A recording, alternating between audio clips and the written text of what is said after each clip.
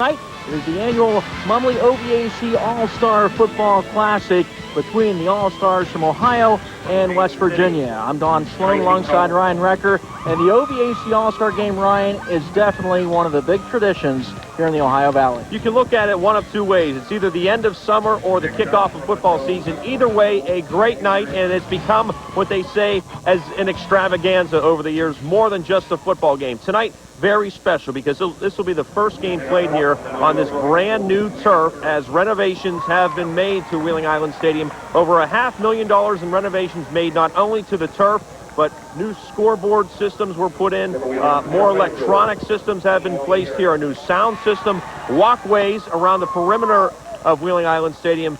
A beautiful facility was made that much better, and I think a lot of the players are anxious to play on this brand new turf. The first ever game in Ohio Valley football history played on turf. You talk about players anxious to play on this turf, anxious to play in this game. This is a game that if you play high school football here in the Ohio Valley, it's something that you dream of getting the opportunity to play in the game. Tonight, John Stender leads the West Virginia All-Stars, the Ohio All-Stars led by Dan Weston of Shenandoah. And we mentioned it's an extravaganza. You've got the Queen of Queens tonight. You've got the McDonald's All-Star Band, the $10,000 kick. It's just a great celebration of the sport of football. And when you talk about football specifically, everyone wants to bring up the streak. The last time West Virginia won this game was 10 years ago, 1994. Those players from that team will be here honored tonight. We'll see if that could give a little inspiration to the team as they try to snap a 9-game losing streak. Ohio with 9 straight wins, but 3 of the last 4 games have been within a touchdown or less. We'll be back with more live from Wheeling Island Stadium after this. And welcome back to Wheeling Island Stadium. We get set for the OVAC All-Star Game. Now time for a special presentation of a check to the OVAC from the game sponsors, the Health Plan, WTOV9, Donahue Lumber, M-Start, OVMC's East Ohio Regional Hospital, the law offices of David J. Scarpone, Smitty's Carpet Warehouse, Kaufman's of Wheeling, and Whiteside Auto Dealers. And this check being presented from the sponsors to Tom Radizak of the OVAC for a total of $26,000. And Tom, we're just so very proud of what the OVAC does here in the Ohio Valley. And on behalf of the sponsors here with me tonight, great job and congratulations to the OVAC for putting on what is such a special event. Thank you very much. We'd like to thank all the sponsors for making this possible. As you know and everybody knows, stuff like this doesn't come free. And without the support of the sponsors and everybody that kicks into this, we wouldn't be able to produce the game. So very, very appreciative. Tom Radizak of the OVAC. Let's head back to the booth with Ryan Recker. Can you hear me? Don Sloan, thanks very much. As we get set for kickoff here, time to meet the players that'll be in the blue and gold tonight. The men from West Virginia. Here they are. Justin Friend, wide receiver, Wheeling Park. Eric Turner, wide receiver, safety, Weir High School. Dusty Shepard, wide receiver, linebacker, Magnolia. Jonathan Kemp, quarterback, Magnolia. Isaac Stewart, linebacker, Cameron High School. Brad Kouski, quarterback, Wheeling Park High School. Bill Sadler, running back, safety, Brooke High. Nick Eastout, wide receiver, Tyler Consolidated. Mark Plumby, running back, linebacker, the Lindsley School. Marshall O'Brien, running back, Wheeling Central. Tom Contraguerro, defensive end, tight end, Wheeling Central High School. Michael Wells, linebacker, Tyler Consolidated. JJ Guida, running back, linebacker, Weir Madonna. Tim Cashall, running back, safety, Oakland. Preston Duck, fullback, defensive end, the Lindsley School. Cody Tominack, fullback, linebacker, Wheeling Park. Craig Sandy, defensive end, Tyler Consolidated. Derrick Ankrum, offensive line, Brooke High. Matt Miller, offensive line, defensive line, the Lindsley School. Joe Petrovich, offensive defensive lineman, Weir High. Chance Gildow, linebacker, Tyler Consolidated High School. Jesse Nelson, offensive line, defensive line, Wheeling Park. Derrick Molnar, offensive line, defensive tackle, Brooke High School. Anthony Capp, offensive line, defensive line, Brooke High. Joe Derrick, offensive tackle, defensive tackle, the Lindsley School. Aaron Gurskey, offensive line, defensive line, Weir High. Mark Vance, offensive line, defensive line, Weir High. Brian Casto, quarterback, free safety, Paden City. Jason Fazio, wide receiver, defensive back, Bishop Tony. Matt Wright, tight end, Tyler Consolidated. Ryan Sapp, wide receiver, defensive back, Paden City. Nathan Peluchette, wide receiver, defensive back, Wheeling Central. Kyle Ackermann, place kicker, punter, Wheeling Park High School. Our offensive line, 270, 260. So there are the All-Stars from West Virginia. You'll meet the Ohio All-Stars. After this timeout, live coverage from Wheeling Island Stadium continues after this. And welcome back live to Wheeling Island Stadium. The fans here at Wheeling Island being introduced now to the Ohio All-Stars. Now it's your chance at home to also meet the 2004 Ohio All-Stars. Justin McElwain, defensive back, East Liverpool High School. Ed Hamilton, receiver / running back, Cambridge High School. Nate Hubbard, running back, Springville High School. T.C. Locke, quarterback, Shenandoah High School. Greg Darby, quarterback, defensive back, Charlesville High School. Josh Ishii, quarterback, flanker, DB, Munter Central High School. Nathan Hedge, outside linebacker, Shenandoah High School. Katie Miley, tight end, the Shenandoah High School. Stevie Koenig, fullback, linebacker, Shadyside High School. Trevor Bruni, tailback, free safety, Martin Ferry High School. Charlie Choo-Choo Hunter, fullback and linebacker, Toronto High School. Maurice Jeffries, defensive back, Blair High School. I'm Danny Spazinski, middle linebacker, Barnesville High School. Vince Kuntz, outside linebacker, Edison Local High School. Anthony Sable, offensive and defensive line, the Buckeye Local High School.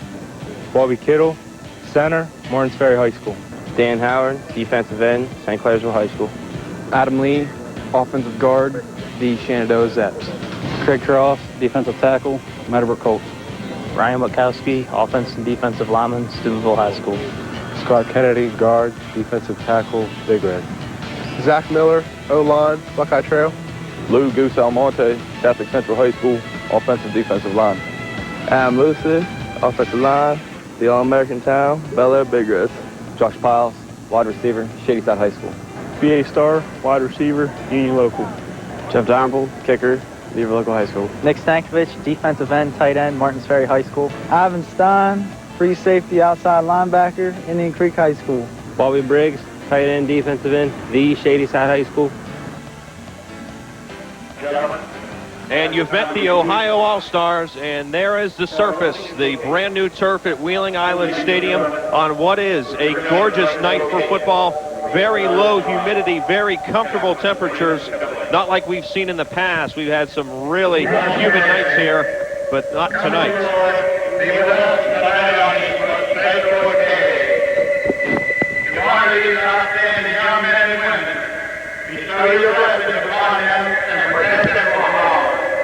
Today we give special thanks for all your blessings, for our family, our country, and our friends. And may our hearts overflow with peace. Come with your love that surrounds us, and may friendship and peace may bloom and grow forever. Bless all we may do today, and may each little path begun to minister to a person in need. And Lord, help us to pray for the leaders of our nation, so that our young men and women may return home safely to their families. God bless America. Amen.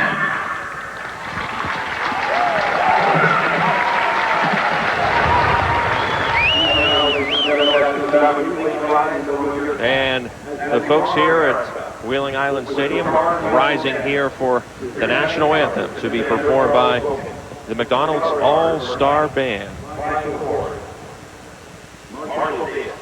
Richard Ship, Ron Colson, Bud Brown, Barry Crow, raising the flag at the south end of the stadium, Jim Ross and Mike West.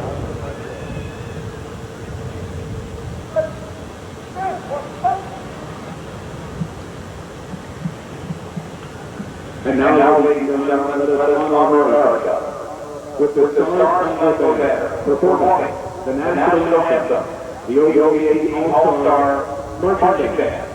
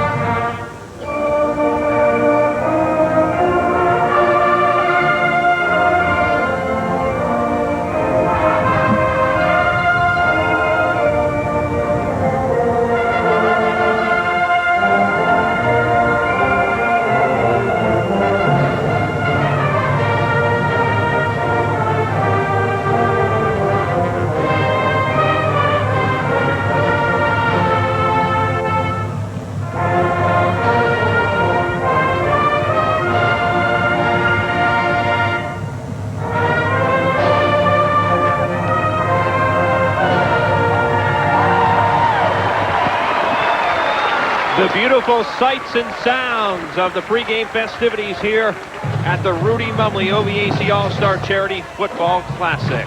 Let's now head down to the field and welcome in another member of our broadcast crew tonight, John Simonson, the Ohio Valley sports doctor, who's standing by with a man who knows a thing or two about this Wheeling Island Stadium. John. Thanks, Ryan. And what would be an all-star game without a real all-star? Quincy Wilson, former Mountaineer, former All-Stater from Weir High. He had some great games here. Tomorrow, though, Quincy, big day for you. Yeah, big day for me going down to Atlanta. We're starting our two-day camp open. So just a chance, the last little thing that I got going on, and I'm ready to see some great football. Signing day tomorrow. Do you sign your contract? Yeah, I'm going to sign sometime before 12 o'clock and get all that settled and be in camp on time. All right, you had great memories here, certainly, of Wheeling Island Stadium. Great memories. State championship games, some great wars against Park High School, and like I said, every time you get a chance to come home, you always think about all the highlights you had back then. But it's time. It's a great time to come back, and I'm excited to be here. Thanks for being here, Quincy, and good luck in the NFL. We'll be watching you and the Atlanta Falcons a lot closer this year. Let's go back up to Ryan. John, thanks. And more of the festivities here helping us to kick off this OVAC All-Star Classic as this crowd on its feet here on what is a remarkable night for football. The pageantry, exceptional.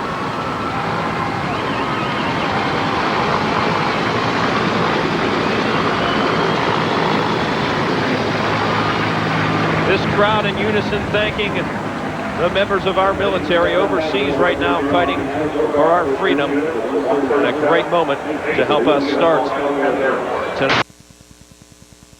Members field of our broadcast team. There are two more up in the booth with myself. We welcome back for another season of high school football broadcasts here on WTOV9. To my left tonight will be Coach Rich Walensky. To my right will be Coach Bud Billiard. There's going to be a lot of talking up here tonight, guys. So we better get friendly up here.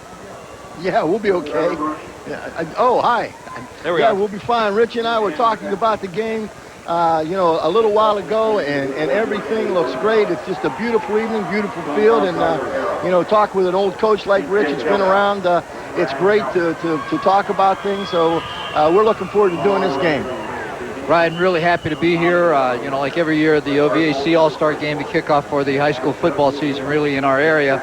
And what a great facility these kids have to open up this facility. With this game, the Ohio-West Virginia game, a tradition here in the Ohio Valley, and at least on paper, it looks like it's going to be a pretty good game.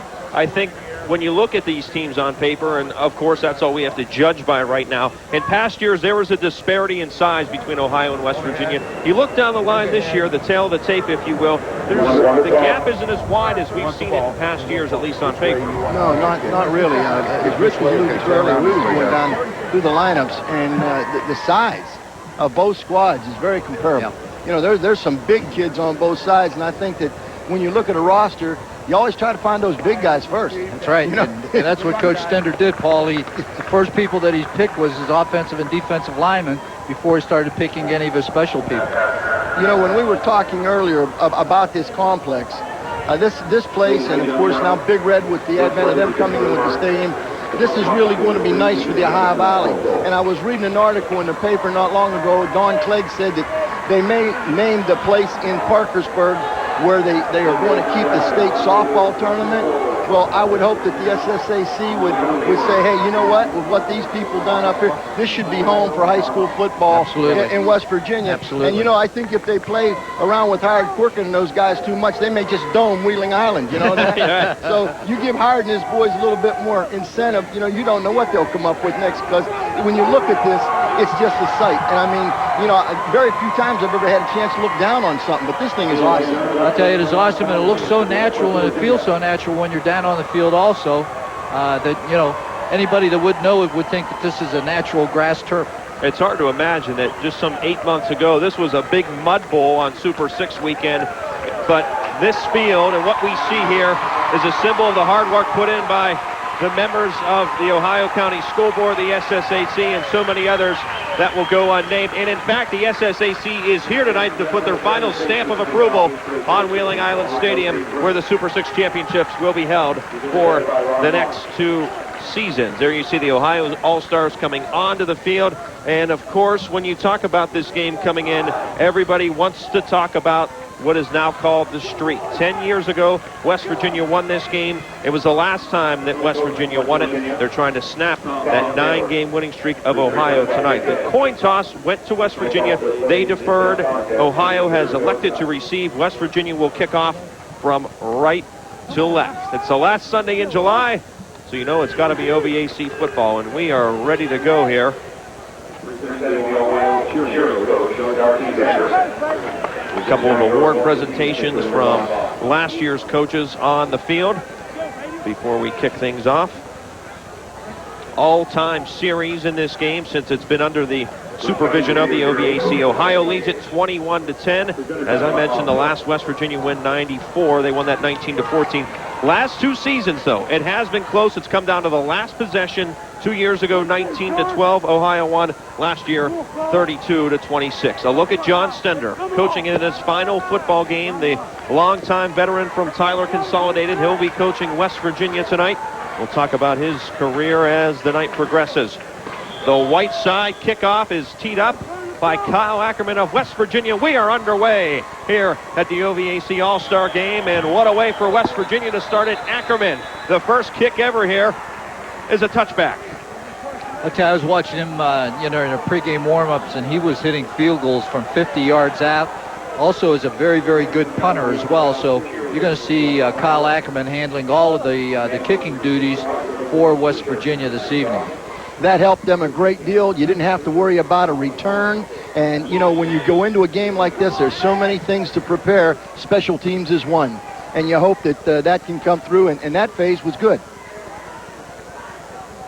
To Smitty's 1st and 10. Keith Seelock, quarterback out of Shenandoah High School, on first down. He'll give it to Steubenville Big Reds' Nate Hubbard, who is brought down.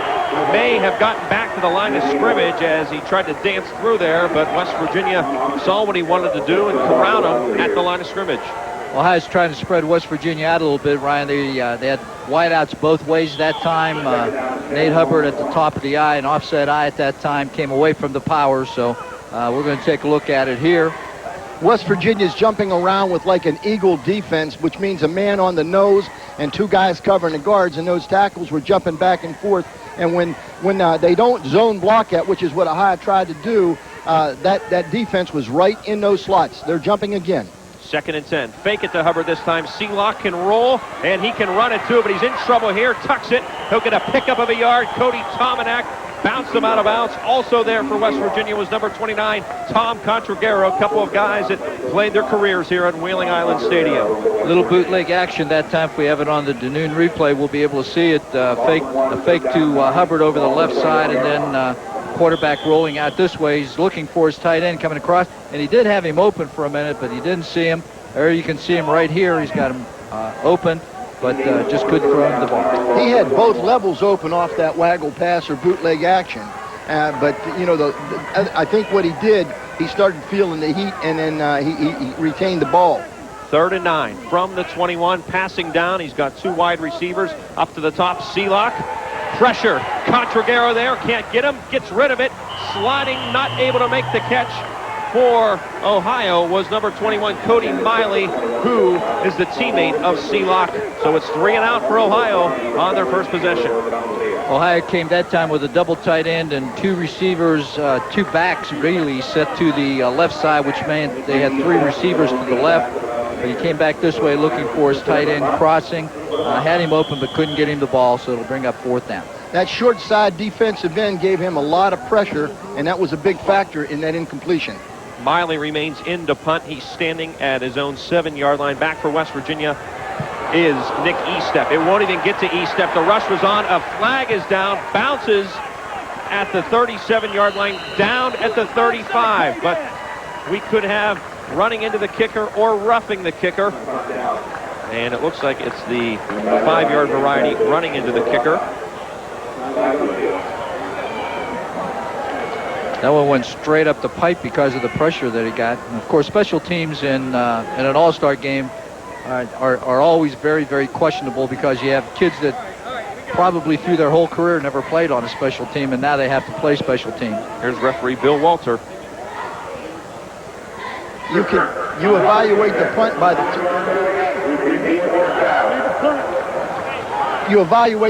by the toe. His toe was straight up, consequently the ball's going straight up. And he did feel the heat, and I think he felt if he extended, he'd have probably had it blocked. But the running into the kicker penalty did save them 5 yards. They may get a chance to get a little bit better, field position kick-wise. But the thing that you got to think about now is they've come after you once. Will they come after you again? And they're having personnel difficulties down there at this time. They have switched punters. Switch punters, yes, sir. That is Josh Piles of Shady Side. Good snap. That will punt it. And it's Eric Turner calling for a fair catch. Ball bounces at the 48 of West Virginia, and a good roll. You see how it will roll on this surface. And it bounces dead at the 37-yard line. As opposed to other artificial turf. So, well, the Undo scoreboard right now tells it's West Virginia 0, Ohio 0. But as opposed to other artificial turfs, Ryan, that ball won't bounce like it does on other turfs because this has a little softness to us. Rich and I were talking about the comfort and the cushion of this thing. So more of a natural bounce. Yes, sir. It's going to have a more of a natural bounce. All right, Brad Kouski will probably have to go the distance tonight for West Virginia because of an injury to Magnolia's Jonathan Kemp. He starts 1st and 10 from his own 38-yard line, and it's a deep give. Nothing doing. West Virginia was in a slot eye at that time, and they're just going to try to open up by trying to establish maybe the off tackle, and they ran the isolation into the split side. Maybe we'll get a look at it.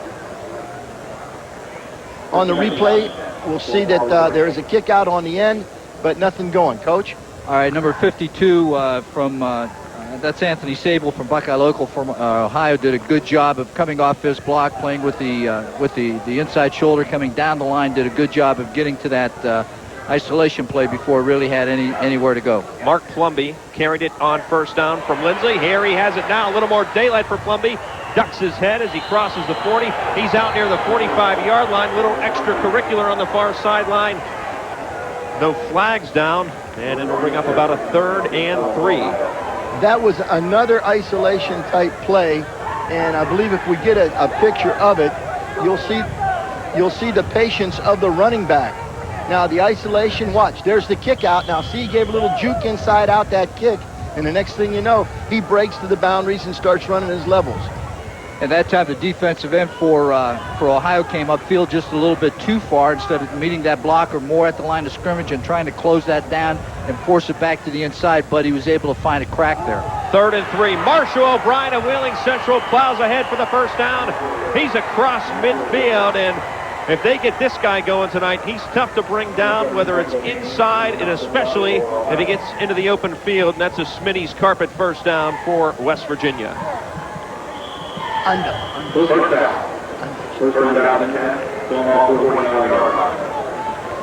If there's one kid on the field you don't want on the bench all night, it's Marshall O'Brien. They were in a power eye, and this kid knows how to do it because Coach Thomas ran this play all last year, and it was great for a big 1st down. 9:30 left in this 1st quarter.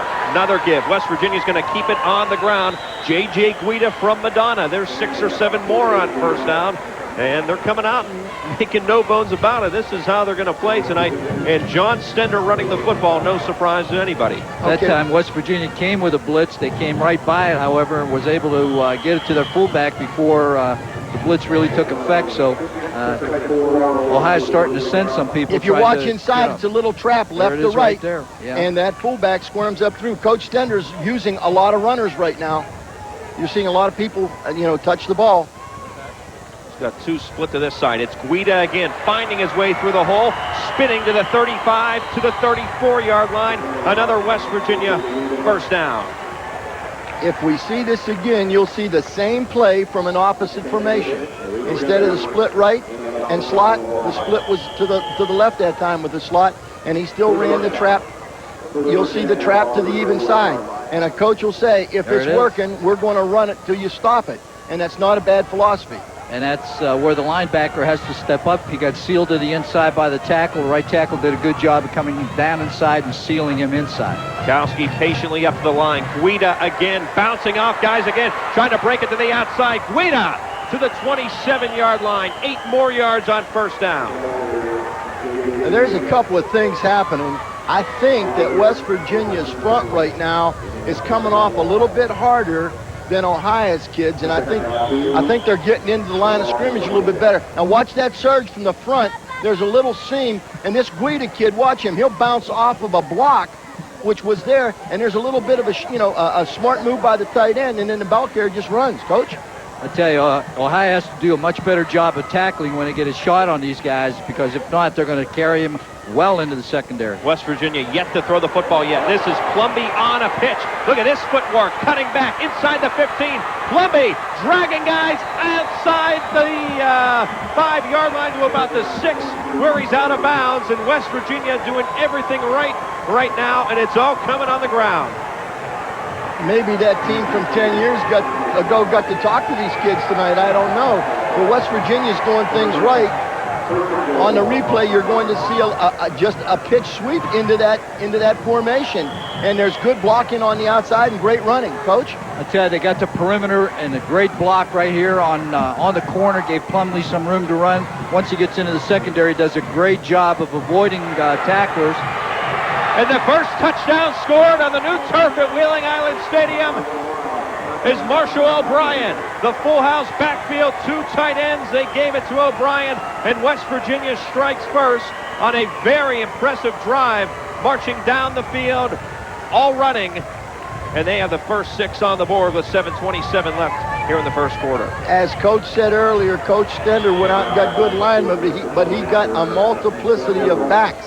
He's got somebody that's strong. He's got somebody quick like Plumby go to the outside, and he's got that big, strong kid in O'Brien when you need that first down. And now down in that red zone, or some people call 5 yards it in the black zone, they got a guy like O'Brien to take it in, and he knows what to do. And I'll tell you, the nice thing, Paul, is that Coach Stender really mixed up his running. There was some inside trapping, some blast plays, isolation plays, and then the pitch also to the outside. Did a very good job of play calling on this drive. On the West Virginia sideline is John Simonson. John, what do you got?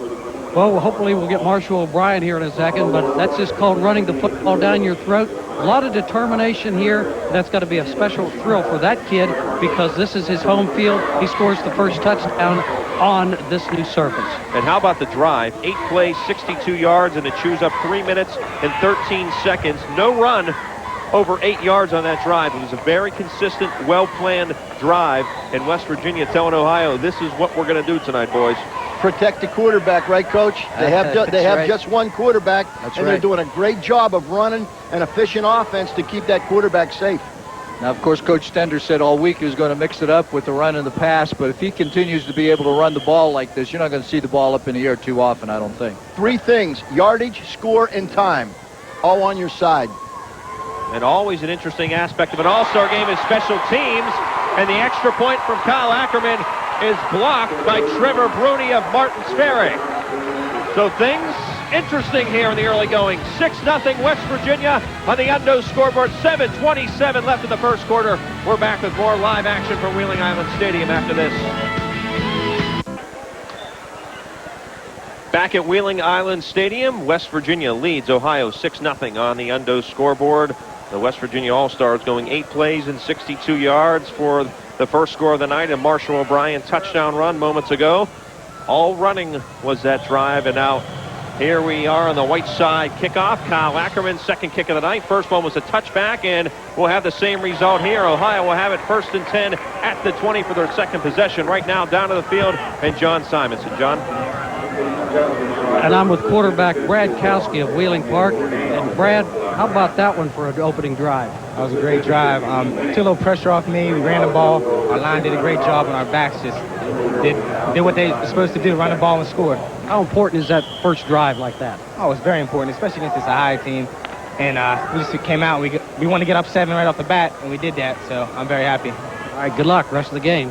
Brad Kouski, 3-year starter quarterback, played his high school career right here at the Wheeling Island Stadium for Wheeling Park. Let's go back upstairs. John thanks. 1st and 10 on the Smitty's first down for Keith Seelock in the second possession of the night. Here's Nate Hubbard trying to bounce it, but the only thing that's going to happen to him is a big loss. Cody Tominack, who's going to try to walk on at WVU, certainly showed why he should get a look there. Great penetration, loss of 4. Once again, West Virginia's in an eagle defense. They're in an eagle defense inside, and now you'll see that hard pressure. Watch Tominack find a split the blockers and come upfield. And this kid's too good to walk on any place. Coach? Ohio has got to do something. You know, West Virginia's got 8 people in the box. They've got to spread this team out a little bit because, you know, if they don't, their running game is going to be non-existent. So they need to get the ball up in the air, and they need to loosen up that defense a little bit. Hubbard is a lone setback. Draw play, and he's, for the first time, has some daylight, but just back to the original line of scrimmage where it'll be 3rd and 10 for Ohio. Okay, he's going to pick up a few on that deep draw, and this is something that Nate does so well. This is a patented big red play, so to speak, but maybe he doesn't have the big red line. All right, Don, 3rd and 10. What is Ohio planning here? Well, Coach, what can we do? Tough situation here, 3rd and long. Getting things moving right now. We're struggling as far as getting the ball going there. They're doing a good job pressuring us. And a little different front we thought they'd be in. So we're trying to adjust to it right now. What's the play call? This is, should be an over here. We're going to rip tailback out here. We call timeout here. We're going to rip the tailback out here and try to throw just a hitch and a sail on this side. Here you hear it, head coach Dan Weston of Shenandoah, coaching Ohio. Delay of game on Ohio, and right now the Ohio offense having trouble with that quickness on the West Virginia front wall. Back to you guys.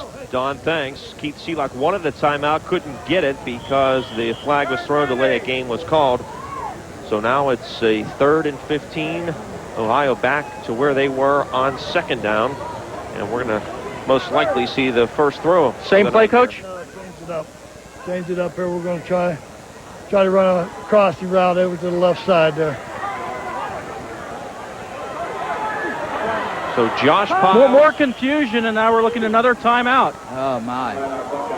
Things. That's their 2nd timeout they've burned, and, you know, they have 1 left in this half. And, you know, an all-star game, the principle is, you know, keep it simple. And as much as you possibly can, try not to, you know, confuse your kids with a lot of different formations, because terminology is always a big, big problem with kids coming from all different kinds of programs. But, you know, I'll tell you what, that's something that should be addressed on the field because you're talking about what we're referencing right now. They're checking it now. They're checking the clock right now because it's been running. I think they're measuring the timeout based upon that, though. The thing that I'm concerned with is Coach Wesson runs a wing T offense. And when you come into an all-star game, as Coach Walensky well said, you've got to do something that's going to be pretty simple to operate and to understand. And the wing T offense is something that I don't think you can put in. So he's not doing, Rich, everything that you would see him doing, say, at Shenandoah. So there's probably some confusion here and there, and then there's probably plays with personnel. And that's what I look at right now. How about you? That's right. And right now, West Virginia has better personnel on the field than what Ohio does. Yes. And they're playing with more intensity. Yes. Too, Paul. They're playing. You know, they're playing fired up football. This is great. Eddie Hamilton, Josh Powell are the wide receivers, split to the left. They will draw play again. Nate Hubbard, here he goes through, crossing the 25, crossing the 30, and that'll be a first down. So a gutsy call by Dan Weston, elects not to pass, but go to that big red patented draw, and it works on 3rd and 15. Well, and it's first down. That's what they had to do. They had to spread them out a little bit. West Virginia was in a 4-man front, and found a few cracks in there that Nate was able to take care of. There's a little trap right there. Finds a little seam. Is able to get past the linebacker and get into the secondary. And once he gets there, he's really dangerous. And you don't have to give that guy much of a hole, Coach Billiard. No, just the eye of a needle. That's all this kid needs. So 1st and 10. They go Hubbard again, but he has met as soon as he's handed the football. Number 68. He played his high school ball at Brooke. That's Anthony Capp. Anthony Capp came on very well for Brooke. Rich, go ahead. Okay, that time to try to run just a sprint draw over to the left side, a stretch play, and well, I tell you, guy came up guy came off that defensive line like he was shot out of a cannon. There he is right there. He gets to Nate almost as soon as Nate gets the ball. He went behind the trapper, and your old rule was the second guard better pick him up, correct or not? That's right. He's not fast enough to pick up Capp. Capp ran him down from behind. So another loss for Hubbard. The play clock is now inside of 5 and ticking. Can Seelock get the play off? He does with 1 second left. He's going to throw it. This side, it's intercepted! Touchdown. Seelock is going to try to have to tackle, and he can't. The touchdown by Michael Wells of Tyler Consolidated. West Virginia has scored again. You could see that thing developing as soon as he rolled out. The coverage was just rolling right into the reception routes. You could just see that happening, and you know, that again, Rich, going back to having stuff that's going to be simple. Yep. That time he's trying to run the out. He was late on delivering the ball. You know, defensive player had a great break on the ball. You know, made a clean interception and took it right down the sideline for the score. Well, once West Virginia went back into that even front again, which gave them the extra secondary guy underneath. That's right. And that made them another person to have to throw through. And he had a great drop. You know, he had his head on a swivel, knew where the receiver was, and was able to make a great break on the ball. And the high quarterback was looking at that receiver all the way also, which gave him an opportunity to make the interception. They're going to try to make up the point they missed with the extra point. They'll go for 2. Brad Kouski, the fake. He'll roll, pressured, and flush. Kouski trying to get rid of it. He'll be bounced out of bounds at about the 5-yard line. Vince Kuntz of Edison, the man there, and they missed the conversion again. Make a little bookmark of this, because extra points, 2-point conversions that are missed can come back to haunt you later. 12-0 on the Endo scoreboard. 4:29 left in the first quarter. A lot of time left in this game. But you talk about momentum, West Virginia has it all right now. Down to the West Virginia sideline, and John Simonson with the man that just had the interception for a touchdown. John? And I'm with Mr. Wells. How about that pick? What did you see there? I went after the flat. I got to drop back, cover the flat. He threw it. I picked it off and ran as fast as I could. How about this fired up Mountaineer sideline? Oh, we come to win today. They've been beating us 10 years in a row. We come to win today. We don't want nothing but a W. All right, congratulations on the interception and a touchdown for a defensive guy. Thank you. All right, let's go back upstairs to Ryan and the crew. There he is, Michael Wells of Tyler Consolidated. What a moment that has to be for that young man playing in this final high school football game. This is still a 2-possession game. I know they missed the extra points, but it's 2 possessions, right, Coach? That's right. They're going to have to score 2 for a high, so all of this thing, I mean, time is on their side. They've got points right now. All right, what's happening on the Ohio sideline before we kick off here? Don Sloan, what do you got? Well, guys, the West Virginia defense just scoring a touchdown, but remember, when their offense was on the field before, the Ohio defense had a lot of trouble. I talked to linebacker Charlie Hunter from Toronto, and he was saying that the linebackers from Ohio were having trouble communicating their assignments. Were having a lot of trouble handling West Virginia's tight end. Trevor Bruni of Martins Ferry upended as he crosses the 15-yard line. You can see the enthusiasm on West Virginia flying down the football field on that White Sides kickoff. Ohio will start at its own 16-yard line. 4:22 left here in the first quarter. Certainly some reason for concern for Ohio. No time for panic, though. What they need now, I believe, is just a first down, some comfort, and just get things calmed down. They got to get into a flow. They got to get into a rhythm. They're sort of just grab bagging right now to find out what's going to work, what's not going to work. You know, they need to get a good job from their offensive line and get some consistency in their offense right now. Smitty's first down. The blocking back in for Hubbard is Shady Side Steve Kernick. Nothing doing there on first down. Go ahead, Coach. Okay, you know, again, giving it to Hubbard, trying to come off tackle over the right side. No movement at all by that Ohio offensive line. Big guys in there, you know, they're just taking on the blocks, flowing to the play, and Nate has no room to run whatsoever. The thing that I like about the West Virginia defense right now, they're sustaining the front. You know, they're winning the war in the trench, but they're overlapping real well. And that's why you're seeing that gang tackling and all that swarm to the ball. A great defense overlaps, and these guys have a good thing going for them right now. They're mixing up a lot of coverages, Coach, a lot of fronts. Yes, they are. Like eagles and overshifts and so on. Hubbard again. He'll cross the 20, and West Virginia We've known all week that Nate Hubbard was going to get a heavy dose of carries tonight. West Virginia knew it. Ohio knew that West Virginia knew it. It's just a matter of who's going to execute it better as John Stender looks on with a 12-0 lead here in the first quarter. I think what Ohio has to do is mix up the run and pass on first down, Paul. You know, they can't get into a consistent pattern where they're going to run on first down, run on second down, throw on third down. You know, they've got to anticipate that West Virginia's going to be in that 5-man front on first and second down. That's third down. They're in a 4-man front. You're exactly right. Now they're going to go with that draw trap. And see, the linebacker set right in there and read that thing that time. Nate Hubbard on the draw play on third down was met by Cody Tominack. You think number 44 in the gold came to play tonight, folks? We can get a look at this replay. This will answer your question on the Donahue Lumber instant replay. There it is right there. They're trapping, but the tackle for Ohio is slow to come down on the linebacker. And you know, if you're going to be running and trying to trap that draw, then you got to control the inside linebacker. Tominack just owned that. Miles just gets it away. It's an end-over-end punt, and it's going to bounce inside the 40-yard line at about the 38. West Virginia, great field position. Again, 2:09 left here in the first quarter. The Mountaineers have less than half a field here before they score again. 12-0 on the Undos scoreboard. Let's check in with Don Sloan on that Ohio sideline right now. Donnie?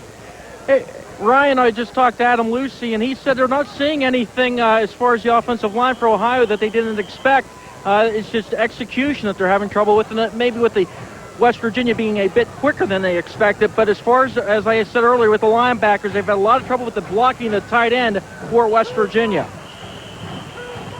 And on that first down carry, that's get it to J.J. Guida of Madonna, and that was one of the lower yardage carries of the night, but he still picked up 6 yards on first down.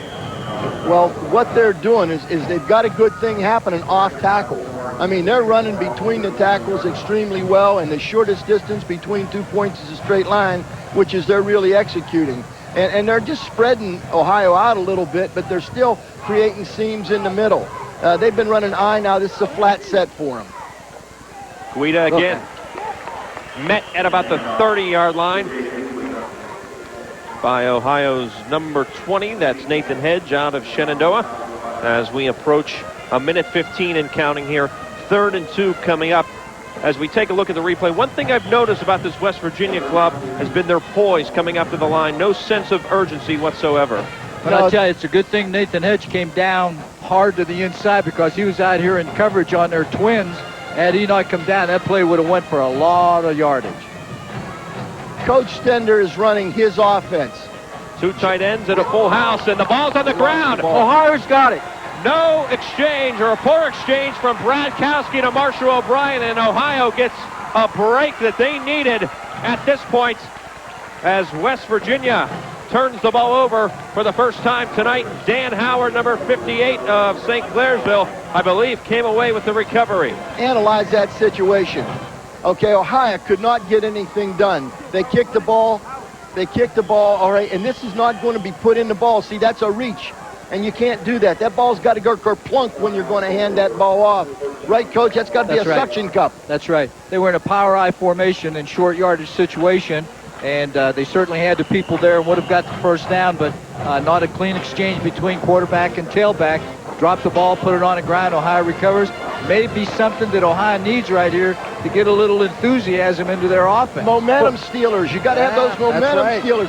That time when they ran the isolation, Coach, instead of them going vertical, off guard, it looked like they were taking a little wider to the off tackle. Outside. That's right. They were trying to get outside the tackle. Either let Marshall come back in on a seam or whatever, but he went more vertical the last time on that isolation. That's right. You know what I'm saying? That's right. And that made a stretch on the part of the quarterback to him. That's so, right. you know, all those things factor in. And again, Ryan, that's a different skill that you got to coach. Because if you're used to running a vertical ice and then a stretch ice, you got a little different mechanics and different people. That time, Kouski reverse pivot, and when he reverse pivot, Marshall got too wide and he couldn't get him the ball. Right, yeah. Now, if he's going to run it that wide, he needs to step straight out to it instead of reverse pivoting. Because there's going to be air in that exchange, and we can't have that. Now, the other thing, though, Ohio, as you said, they need that shot in the arm. That could be it. Folks, a reminder to you, the only game in town this fall is right here on WTOV9, our high school football game of the week schedule. We'll unveil some of the games here tonight. Join myself and Don Sloan and a host of others every Friday night for Sports Friday and the game of the week following. 1st and 10 from the 30 as Ohio, after the big break, they have the football back. Sealock, option play. He'll keep it and get a couple of yards across the 30 to the 32. That was Anthony Capp again. I tell you, they've got to cut him off. If they can't cut him off, then he's going to get there real quick, just like he did that time. Does a great job, come off his block, coming straight down the line of scrimmage and making a tackle, not getting too much depth. They ran the option that time, Richie, and he took the ball away from the line of scrimmage, which gives the defense a lot of time to catch you. You know, so if you bring it down the line of scrimmage, down line, that'll help. But I think what you said earlier, Ohio's got to throw the ball on the first down. I believe so. They do not have to run a play here. The play clock is at 8. The game clock ticking, as you will see here, down to 0. But they do get the play off, and Sealock's going to roll out. Does he want to tuck it? He's going to cut it back and do so, crossing the 35. Cody Tominack meets him at the 36. And with that, we have come to the end of the first quarter here at Wheeling Island Stadium. And with that, we can say that the streak, the Ohio winning streak, is very much in jeopardy right now. West Virginia 12, Ohio nothing on the Undo scoreboard. End of 1 here at Wheeling Island Stadium. We're back with the start of the second quarter after this.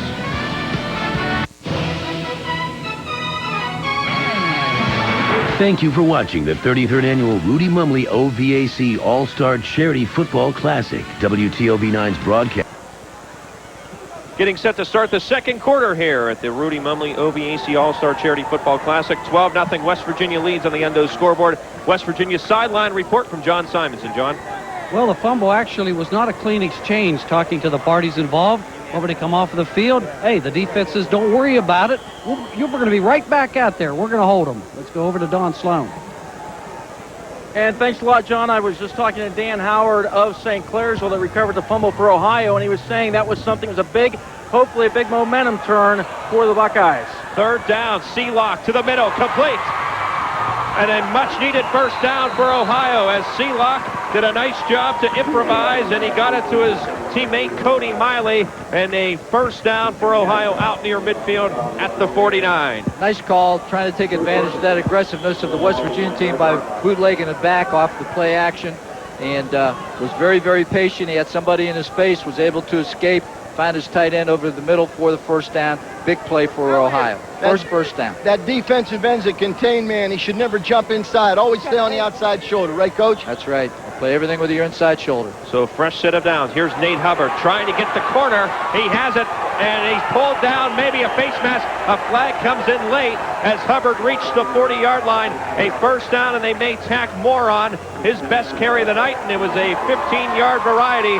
So Ohio, just like that, they'll march it down to the West Virginia 25-yard line as we take a look at it on the Donahue Lumber instant replay. And this is what Nate Hubbard does best. If you can get a block on a corner, give him a little bit of running room. He's got good speed to get to the outside. He gets there, and that's tacks on 15 more for the face mask penalty.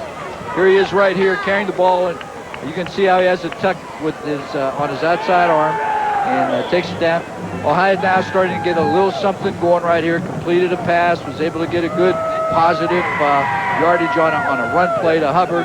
So we'll see what they're going to do now inside the 20 or inside the 30-yard line. 15 plays Ohio has run so far. Nate Hubbard has carried 10 times. So, and Coach Weston, you've got some momentum now. What will we see here? Momentum here. We're going to run the draw here to right there. Boom. Right up in the middle. Here it goes. Got 5, but we'll take that. Hubbard hit by Marshall O'Brien as he gets a few yards to the 22-yard line, and don't think Nate Hubbard can't take hits from big fellas, because he certainly played the best competition in Ohio last season and was hit by some men as big, if not bigger, than some of the guys he's going up against tonight.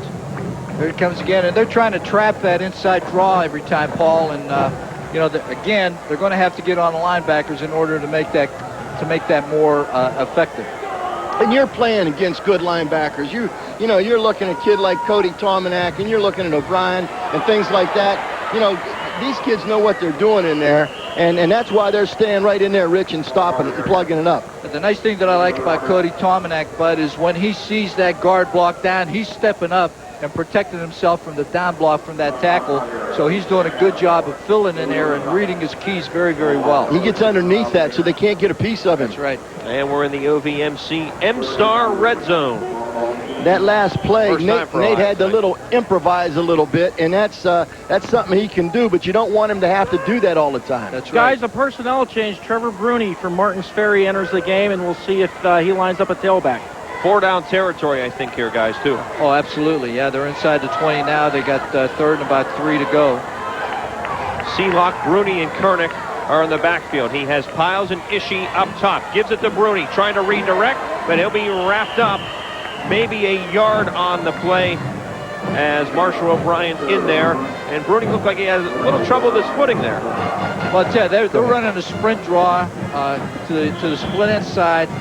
But if they're going to run that, they got to seal the backside off of that if he's going to cut back behind that. And I'll tell you, the defensive end from West Virginia did a good job of coming straight down the line of scrimmage and not getting any depth to where he's going to create a seam in there for Bruni to cut it back. They didn't account for him. You're right, Coach. And you know what? Blocking the backside end is better than worrying about getting across field on that play. Absolutely. A double drag is what they were looking to call, but once again, trouble, so we've got a timeout for Ohio.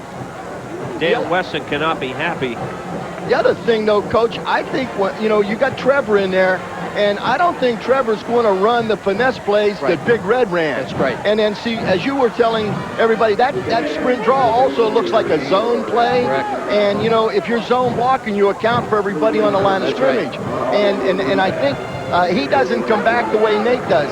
That's right. If you understand what I'm saying. Trevor is a straight-ahead runner. You give him the ball off tackle and let him pound it. He's not the cutback runner that Nate Hubbard is. You got to have great vision to be able to do that. And you got to have a feel for that to know where everything's coming from. And you don't teach it either, Paul. You either got it or you don't got it. Eyes in the side of your head. That old saying? And Martins Ferry, they're a hammer and nail team. Yep, they're going to hammer it right down your throat, right. see? And that's what Trevor Bruni's been doing for a long, long time. And, asking him to make a cutback play like that is asking him a lot. I would have said, Trevor, do what you do best. That's right. Run a straight line. That's for right. Me.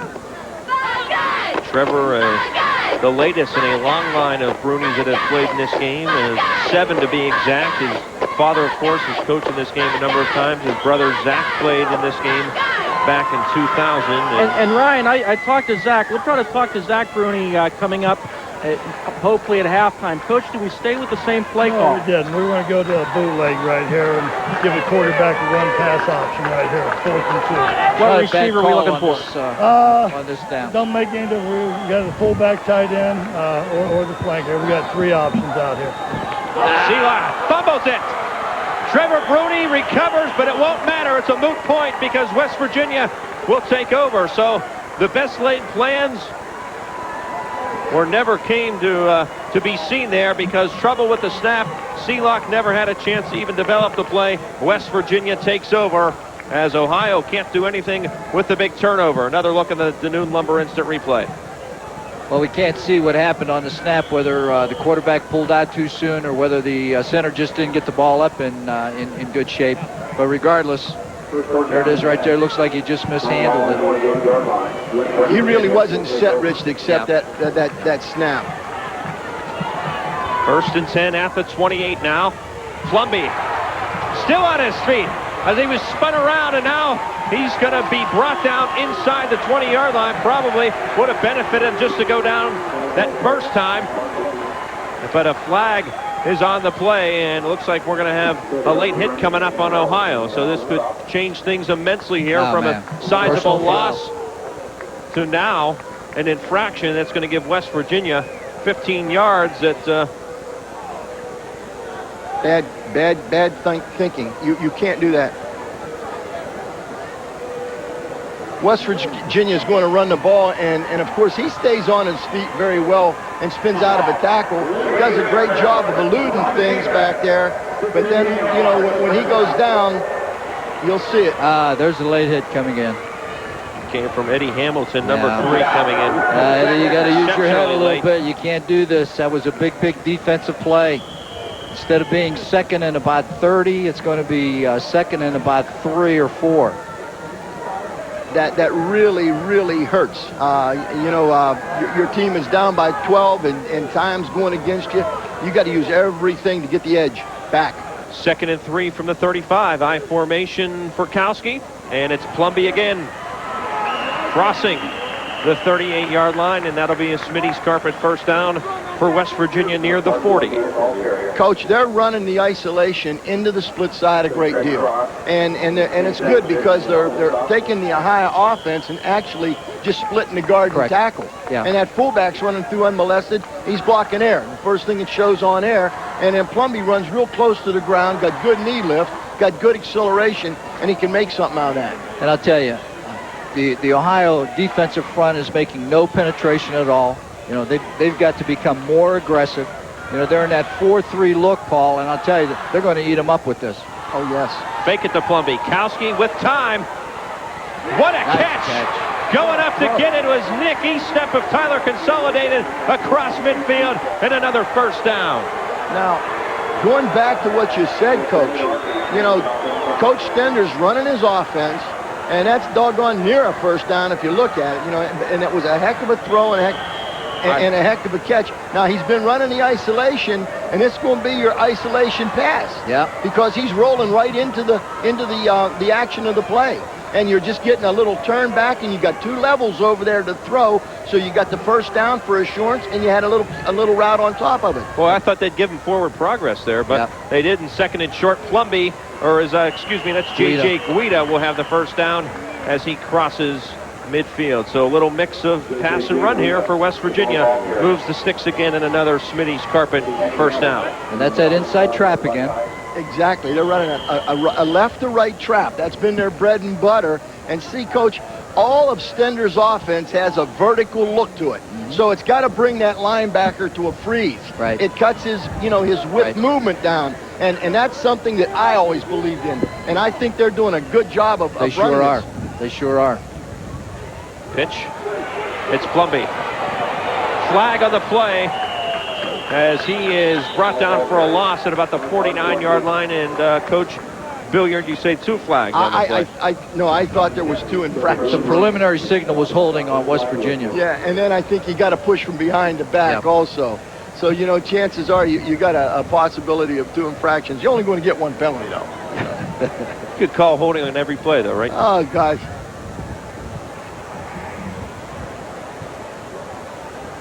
All right, thanks very much, Tom Contraguerro from Wheeling Central. How about this shutout so far? Oh, it's great. We're playing great defense. We're playing as a team. We're swarming to the ball, and they can't get too much offense going. That's what we like to see. How's the hitting? It's intense out there. All these big players from all these big schools, and we put them all together. They can throw some hits. How about a thrill playing on your home field? Oh, it's great. I love the new turf, and it's great. The stands, everything. All right, have a continued great game. Thank you very much. Tom Contraguerro from Wheeling Central. Let's go back upstairs. 1st and 22 from the 41. Here's a West Virginia draw play, but that's disrupted by Steubenville Big Reds Ryan Witkowski, 6 foot 275. Woo. He ran right into Mark Plumby. And on the draw play, you have to be a little bit of a thief as a blocker, and you got to think. Yeah, you watch this. See, you can't allow your offensive person to beat, or the defender to beat you too well. You got to run him someplace. You can't allow him to keep in his track toward the ball. You got to run him away from things. That's right. You got to get body on body, Paul, and you can't give him, the opportunity to play off of one shoulder or the other. You got to get squared up to him and give your back an opportunity to run. 2nd and 27. Fake to the inside. Here's Eric Turner on the end around. He's got speed to the outside, but he's bounced by number 12. That's Greg Darby of Bellsville, who did a good job containing there. 3rd and long coming up for West Virginia. Eric Turner, who's considered to be one of the more dangerous players in tonight's game. He touches the football for the first time tonight, and he's also headed to WVU, as is Tom Contraguerro, has invited walk-on. I believe that they have 3 kids in the game as a walk-on, and that concerns me. Contraguerro, I watched this kid work out, I've never seen anybody more intense. I don't know if there's anybody in West Virginia more intense than this kid. And he's walking on at WVU. I'd like to go get a job at a little college, Rich, someplace. I'll take those 3 kids and give them the house. Yep. You know that? Yep. Guys, we've got Brendan Turner to the bottom of your screen spread out. But Kouski pressure, and he's going to be sacked. Charlie Choo-Choo Hunter from Toronto will get credit for that one, and West Virginia is going to have to punt. What you see, and I think the West Virginia line coach is going into a little lull maybe, and I think they're better off when they're going at people. Straight ahead. You know? Now watch these last plays. I mean, they're a little bit more finesse, and now we're getting into pass protections and stuff like that. You know, coach, don't try to please the crowd. Run the ball. Absolutely. You know, don't worry about it, whether they want to stay for you doing this or whatever. Run it down their throat, man. Entertain the players, not the fans. That's the way I look at it, too. His most success is running in between the tackles, trapping inside, running the blast play either way. And that's what got him to 12 points. Cal Ackermann, it's going to be a low liner on a spiral, bouncing at the 33, and it's going to take a West Virginia roll down near the 20-yard line. 4:45, actually 4:44 now remaining before halftime. 12-0, West Virginia leads Ohio on the Undo scoreboard. Back with more action from Wheeling Island Stadium after this. And we're back live at the OVAC All-Star Game on the Undo scoreboard. Your score, West Virginia 12, Ohio nothing. Ohio just with a key defensive stand. Toronto's Charlie Choo-Choo Hunter joins me. Charlie, big play there with that sack. What has changed defensively for you guys to come up with a big stop? West Virginia just came out hungrier than us, and we figured it out. We were all, we just came out to play. We're figuring out if they're hungrier than us, we ain't going to win this game. So we had to step it up. So we step it up. I think we're going to win this game. It takes 4 quarters to win a football game. Charlie Hunter of Ohio and Toronto, back to you guys in the booth. Sealock floated that one out there. Tim Cashaller of Oak Glen, who's slow getting up, had it in and out of his hands, nearly an interception, and we'll see if maybe he had the wind knocked out of him. A look on the Donahue Lumber instant replay. Paul, you've been in, we both have been in football for a long, long time. We've watched a lot of All-Star games. I watched the Big 33 game last night from Hershey, PA, between Pennsylvania and Ohio. Why is it that everybody wants to go deep, deep, deep constantly with the ball? Whatever happened to the hooks, the curls, the outs, the crossing pattern, the intermediate passes, 10, 15, 12 yards deep. Everybody wants to go deep with the ball all the time. I've watched championships at all levels. First down, 3-step drop, get 3-4 yards, pitch and catch, play street ball. That's right. You'll loosen them up that way. And the thing about it is this, the deep pass, you go back to Woody Hayes' theory. Too many things can go wrong. Right, and they're all bad. That's right. And I don't think that, and I don't want to second guess anybody, but see, that's something that I don't think that is their forte. And the league that they played in, as opposed to a lot of kids you're going to play against in this game. Right. Okay? These kids are going to be ready to cover that deep route because they've covered good receivers throughout their careers. That's see? Right. So you're not going to try to pull any wool over anybody's face. And it's, Rich, it's hard to beat somebody deep in a game like this. Now, when you're looking Big 33 in Ohio and you're matching up 4-2s and 4-3s out there, you may have one you slip by. And the rules in the Big 33 game, you got to play man defense. And you have somebody like this Ginn kid from Cleveland Glenville that runs like a 4-2 40. Putting a cornerback on him is really putting that cornerback on an island. The thing that I don't think Ohio is identifying is West Virginia, well, like on the last set when Ohio set the formation, West Virginia was pre-committed to the formation. They had a great offense with the tight end. Well, but Ohio are going to run the stretch here with Nate Hubbard, the bread and butter from Big Red. And he's got room. Crossing the 30, cut back, and Hubbard out near the 40-yard line. They'll mark it at the 39. That was his 12th carry of the night. You had 19 yards of the 34 he had earlier, and now he has 12 carries for 53 yards. Done a good job. They got everybody sealed inside, got a good kick-out block, got him a little room to run on the perimeter, and once he found a crack, he just exploded through their good block right there by, I think it was their fullback that gave him some room to run. He lost, you know what, Rich? Nate broke the rules. He didn't run levels. And when you run back to the middle, the pursuit will get you. He should have stayed to the numbers than the boundaries. They'll send Hubbard in motion. Bottom of your screen here. Kernick remains in the backfield. Sealock will throw it. Pressure from Marshall O'Brien. Gets rid of it. Completes it to Hubbard out to the 45-yard line. Good job by Sealock there. Felt 2 men in his face. Still had the presence to get rid of it. And now Hubbard shows his versatility, being able to catch out of the backfield. just a little safety valve set up here, running a little flat route, and but West Sealock Virginia's not. Sealock was smart enough and had the vision enough to be able to find him and get rid of the ball instead of taking the sack. West Virginia is smart, though. Wherever Nate is, they have somebody around him, Coach. Yep. You know, and that's you have to do that. Play call, 28 stretch, so Nate Hubbard once again trying to bust him to the outside. Here they go to the two-receiver side again. On a 2nd and 5 from the 45. 32's a factor. He's going to grain break that. Yeah. Hubbard, you see how many helmets on him. 5, 6 gold jerseys around him. And it'll bring up a 3rd and probably 4 here for Ohio. Coach, that's looking at Nate running his offense without his people. That's right. See, I mean, that's a zone play for Nate. That's an inside zone, and they're not zone blocking. You know, another big play for him over the course of his career at Steubenville High School, Paul, was that little tailback counter. There you go. Faking the sprint and then coming back. We haven't seen that yet. That should be a part of Weston's package. That's right, it should be. All right, Coach Weston, what do we have on this call? Double hitch out here. It should go. There's It should go. Sealock. It should go. Piles, bounce to him, incomplete. He had it. Had Piles open at the 45, couldn't get it to him. And now decision time for Ohio. Still down 12-0, 2:27 left. 4th and 4. And Ryan, they're saying over here on the sideline he ran it too deep. The route was run much deeper than they had hoped.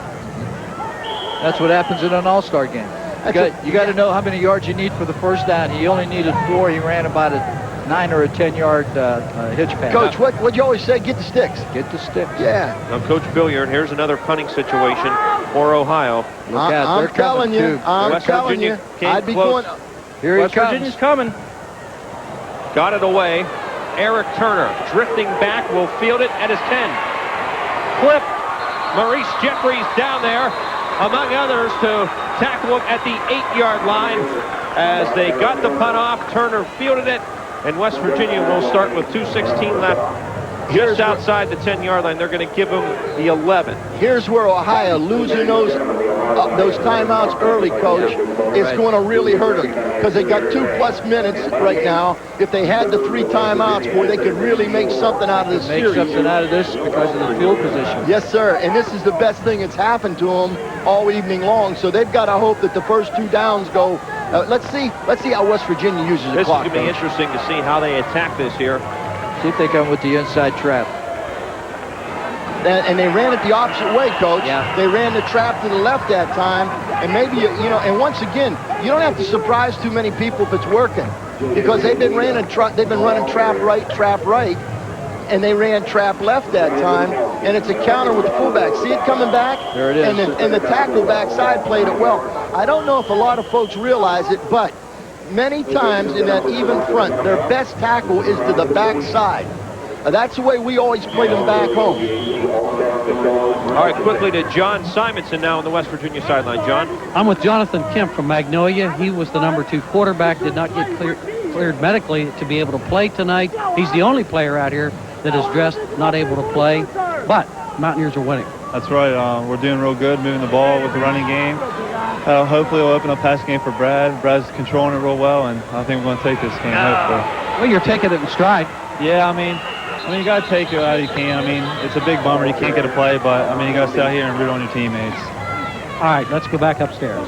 That was the 20th carry for West Virginia tonight as the clock ticks near a minute 10 and counting. 3rd and 4 coming up from the 17-yard line. Another look on the Donahue Lumber instant replay. We're going to see that isolation or blast, Rich, coming into the split side. Now, what's happening is he's running downhill, and that secondary is waiting on it. That's right. And as long as they wait, they're giving you ground. So that corner didn't come up to force anything, which allowed him to get ground with running the space there he had in. I'll tell you, West Virginia did a good job of getting everybody sealed inside. Clumby. There it is again. Trevor Bruni there. Clumby still breaks free. He'll have the first down and more. So had Ohio stopped them there, they probably would have called timeout, but the time will stop automatically on the first down carry. And now West Virginia will have a fresh set of downs, and we'll see how they attack the remaining 35 seconds here. out at their own 23-yard line. Reminder, folks, standing by are the Queen of Queens for tonight's ceremony. Also, a performance from the McDonald's All-Star Marching Band. A lot to get to tonight at halftime, as we're about 20 seconds away.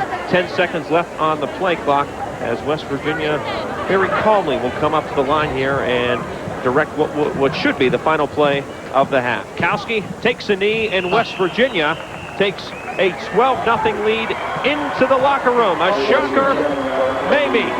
But right now, West Virginia has the momentum, and they played the better football. West Virginia just had 5 guys in the backfield. I think the officials wanted to get that over with. Hundo's scoreboard, West Virginia 12, Ohio nothing. We are at the half, and we're back with halftime festivities after this, live from Wheeling Island Stadium.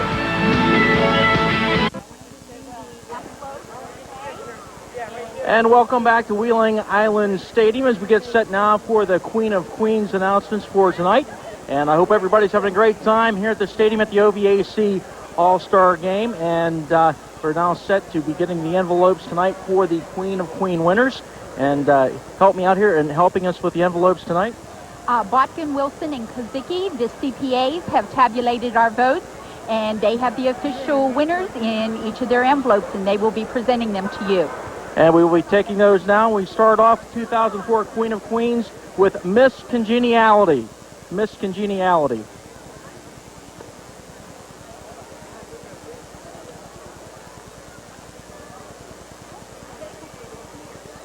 And Miss Congeniality tonight at the OVAC Queen of Queens, the award goes to Shelby Garrett of Wheeling Park High School, presented by Harry Bain, the illustrious potentate of the Osiris Shrine. Miss Congeniality tonight, Shelby Garrett of Wheeling Park High School.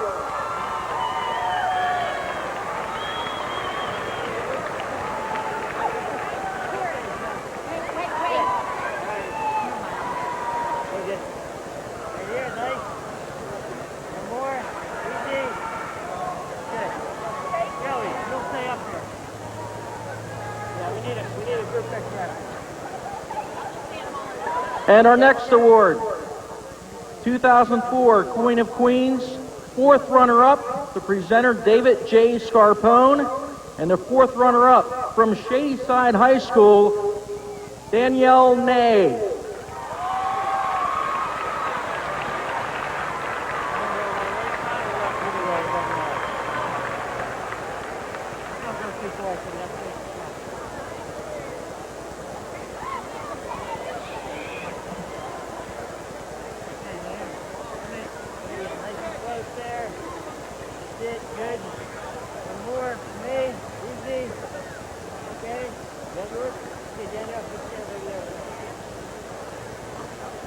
Presenting 3rd runner-up, Mike Smith of Smitty's Flooring. And the envelope, please, the 3rd runner-up from Monroe Central, Megan Ring.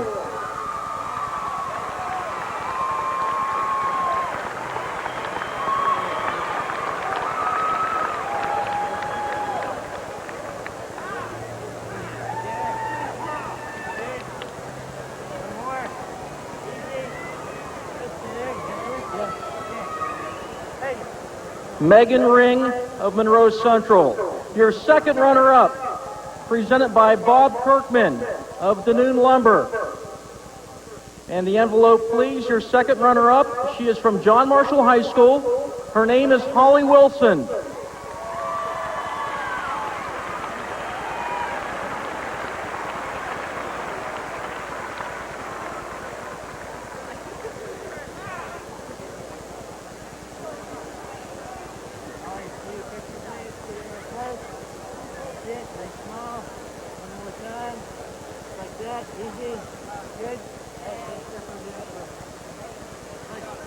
And your 1st runner-up, presented by Dave Matthew of the Health Plan. The envelope, please. Your 1st runner-up at the 2004 OVAC Queen of Queens. She is from Wheeling Park High School, and her name is Shelby Garrett.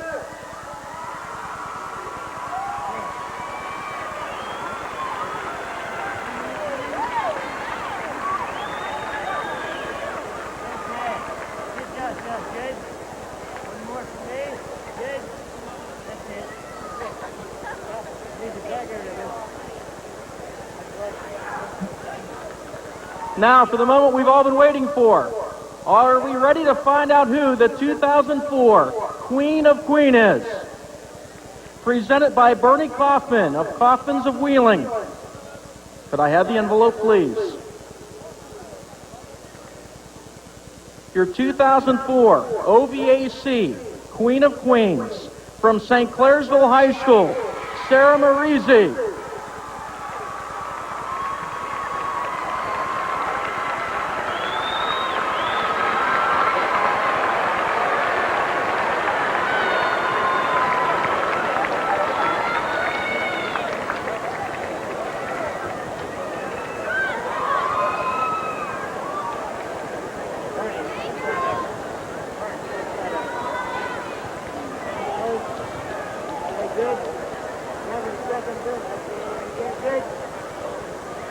And Sarah, you're the OVAC Queen of Queens. Congratulations. How does it feel? It feels good. I'm very happy to have it. And Sarah, I tell you what, it's such a tough competition. A number of talented young ladies here, and to take the Queen of Queens honor, this is something you've really got to be proud of. Yes, I'm very proud of it. A fun competition. I'm sure that you gained a lot of friends in this experience. Oh yeah, I've met a lot of good people, and it's been a great time.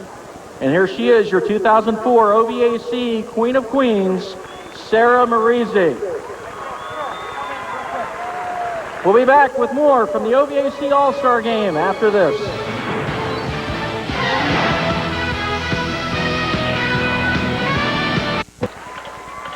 12-0 halftime score on the Undo scoreboard here at the OVAC All-Star Charity Football Classic. The royalty of the OVAC, there they are, the Queen of Queens finalists. The winner, Sarah Marizzi of St.Clairsville. Congratulations once again to her. Moments ago, as they were leaving the field, John Simonson had a chance to catch up with West Virginia head coach John Stender. Here's what he had to say. I'm here with West Virginia head coach John Stender. Well, I tell you, 12-0 offense come out, set the tone that way, defense pitching a shutout. Well, so far, so good. We got a couple of good breaks up there and got a couple of scores. We should have had the extra points. We had some leakage through and didn't take care of on the second. We went for two, and I thought we got a hold on the wide out, but we didn't get the call. So it happens. But our defense is playing pretty well. Have not given up the big play.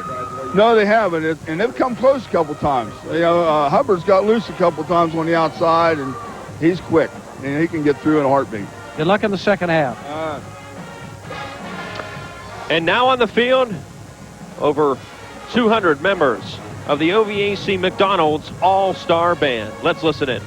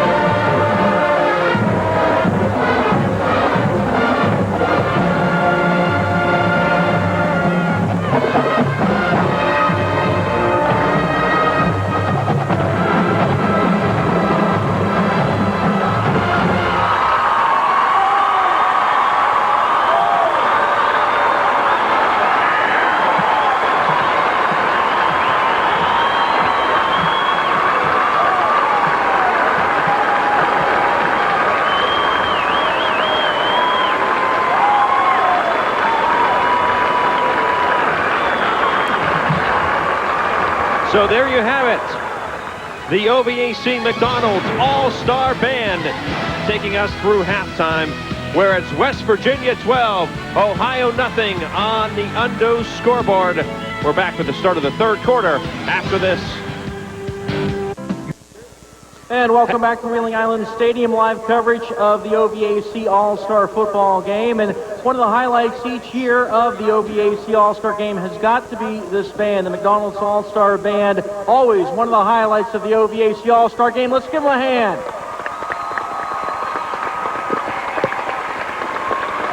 The band under the direction of Daryl Lucas, and as always sponsored by McDonald's. And thank you to Russ Stoltz of McDonald's and the All-Star Band, and always special to be involved with the All-Star Band.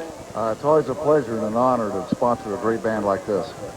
And a special moment coming up now. We have the OVAC Queen of Queens. Now we have the WTOV9 OVAC Band Scholarship presentation.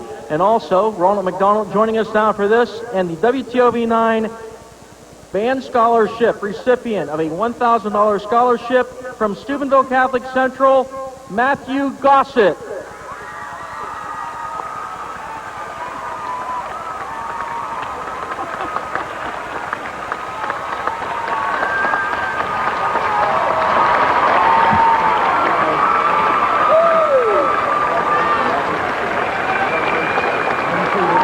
And congratulations, Matthew Gossett, recipient of the $1,000 WTOV9 Band Scholarship, and you play the trumpet, and one great performance by this band. Thank you, thank you.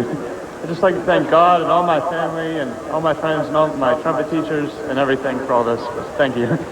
And how special is it to get the chance to play with this band? It's awesome. The people are great, and the directors are great and everything. How many Big Macs will that buy? Well, how many Big Macs? Calculator just left my mind. Well, there we go. Our recipient, how about a round of applause for Matthew Gossett?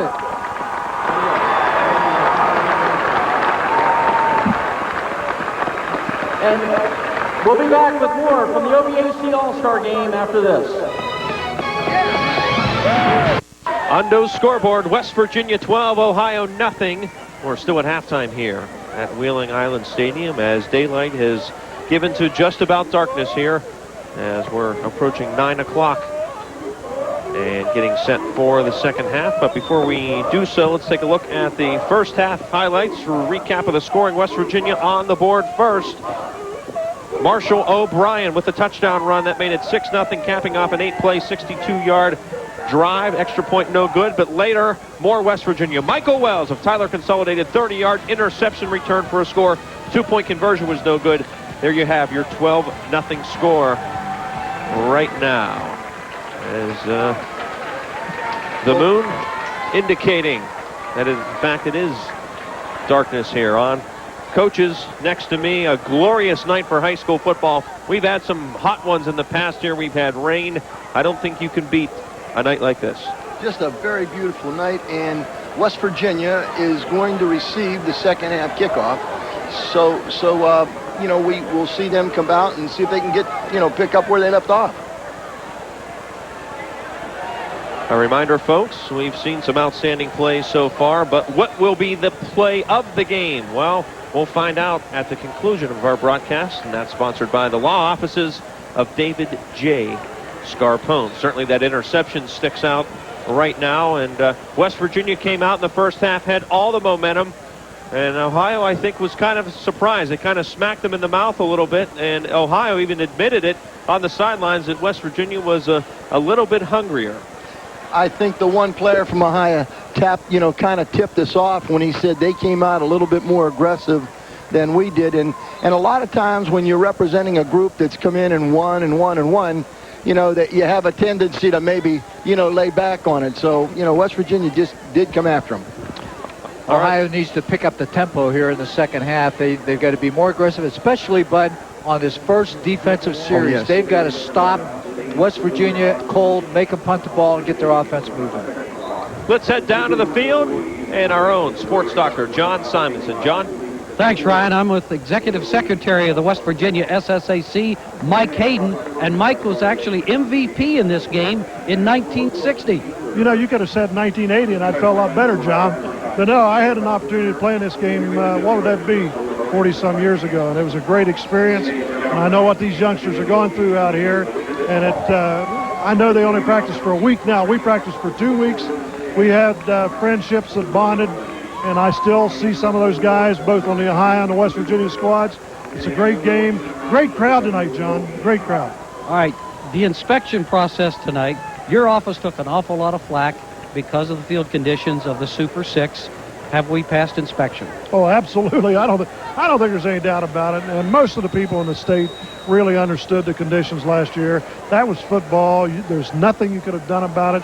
But you certainly, after the game was over with, the community up here rose to the occasion, took care of the problem. Hey, this is a great turf, great surface. All right, always glad working with you. Mike Hayden, Executive Secretary of the West Virginia SSAC. And now let's send it over to Don Sloan. And thanks a lot, John. And I'm with a member of the 2000 OVAC All-Star team from Ohio, quarterback Zach Bruni of Martins Ferry, and now with the Mount Union Purple Raiders. You guys played for the national title last year. And what's it like playing up at Mount Union? It's been a great experience so far. Got 1 year left. Really excited about this coming year, and hope we have the continued success we've had in the past few years. Can you guys make another run at the championship game? I sure hope so. We're working really hard. We worked hard in the off season. We worked really hard this summer. Camp opens up August 14th, and we're just going to lay our ears back, have fun, and see what happens. And you're one of a number of OVAC players making big contributions at Mount. Yeah, Rick Prescott from Beaver Local, Josh Ludwig, two of my roommates the past few years, John Healy last year. It's great to have guys from the Valley up there and sharing the success that we've had in the past few years. And finally, here in this game, there have been 7 Brunis playing this game. How important is this All-Star game to you and your family? Oh, it's very, very important, and it's a great tradition for us as a family, and it's a great tradition for the Ohio Valley. I think the All-Star Game is a great experience for anybody that gets a chance to play in it. I know the guys will never forget that, and we're really proud of Trevor for making the game again this year. Zach Bruni, quarterback of the Mount Union Purple Raiders. You'll have to head up to Alliance and check him out this fall. Back to you guys in the booth. Don, thanks very much. And there's a look at the West Virginia cheerleaders, coached by Diana Stender, the wife of John Stender, and they're both coaching in their final games here as they'll both step away from their respective teams. This is it for them, and if this score holds up, a lot of football left to be played, they're going to go out on a happy note. So here we are, going right to left will be Ohio on your television screen kicking off, and the first chance to see Beaver Local kicker number 88, that's Jeff Dalrymple. He's been known to put a kick or two in the end zone for touchbacks. And again, our kickoff sponsored by Whiteside Auto Dealers. It's a line drive bouncing at about the 12-yard line. This is Mark Plumby looking for a block around the corner, and he's got it across the 30, out to the 34-yard line. Good field position for West Virginia. Looked like number 3, Eric Turner from Weir High, sprung him loose.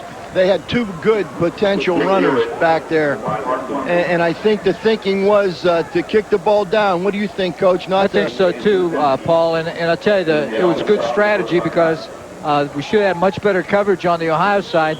You got to stay in your lanes. Don't be taking in any fakes or anything like that. You can see here that he just got the corner. The widest man got sealed to the inside, but fairly good pursuit, was able to get there before he was able to go the distance. They'll mark it at the 35. Brad Kouski ran into his fullback, couldn't get the ball off to the deep back, and consequently fell over for a 2-yard loss. So an inauspicious start for West Virginia here in the second half, and running is what they did in the first half. Out of their 23 total plays, 22 of them came on the ground for 71 yards. They just tried a simple handoff to get the rhythm started, which is fine. And the thing is, it's a crucial series for Ohio, as Coach alluded to, but also it's a crucial series for West Virginia to kind of get their feet back on the ground, Now, West Virginia's right tackle was playing from a 2-point position. I don't know why he's doing that. You're starting from a stand-up position, and I've seen it in the last couple plays. It's Derrick Molnar from Brooke, number 66, and he's playing from a 2-point instead of a 3-point position. I don't know if that's what they were used to playing or not, but you know, it seems like it's hard to come out and get a block. That's leaving that area vacated, and I think they filled it pretty quick on that particular play. They sure did, and good job by number 70 for Ohio. That's with Kouski from Steubenville High School, doing a great job at defensive tackle. Kouski, Turner. First time they've hooked up tonight, but it'll be well short. No, he's still on his feet. They did not roll him down, and Eric Turner is going to go for a touchdown. Unbelievable. 67 yards. They'll flag him for the celebration, but I don't think he's too concerned about it right now. Everybody on Ohio, and me included, was at a standstill thinking Turner was going to be down, but give him credit because he kept it rolling, and he went all the way for a score. If we see this on the replay, I think we're going to see him roll across the top of the receiver, or over the top of the defender, and if that counts, he's not down. Now you'll see the throw. It's a 3-step drop, Paul. Correct. Look now. Look. Ooh, really close. Maurice Jeffrey spun him around. It was tough to see if Turner was down or not. There was a suspect knee on the inside, and I'd like to see it again if we can run that back. Yeah. Okay. There's where the penalty came in. They're going to back up the extra point. Another look. Ooh. His right knee might have been down. It was on the other side of Jeffries. It's hard to see from this angle. I think the other angle was probably better. Either way, give Eric Turner all the credit in the world for continuing the play. This, a long extra point for Kyle Ackermann, but no problem. So how about that? You know, Ryan, Paul and I were talking at halftime about the passing game. You know, make a short passing game, give the receivers a chance to run with the ball after they catch it. You know, we were saying where a 3-yard passing completion could turn into a big gain. That's exactly what happened here. Well, maybe it's controversial, but everything's going West Virginia's way tonight.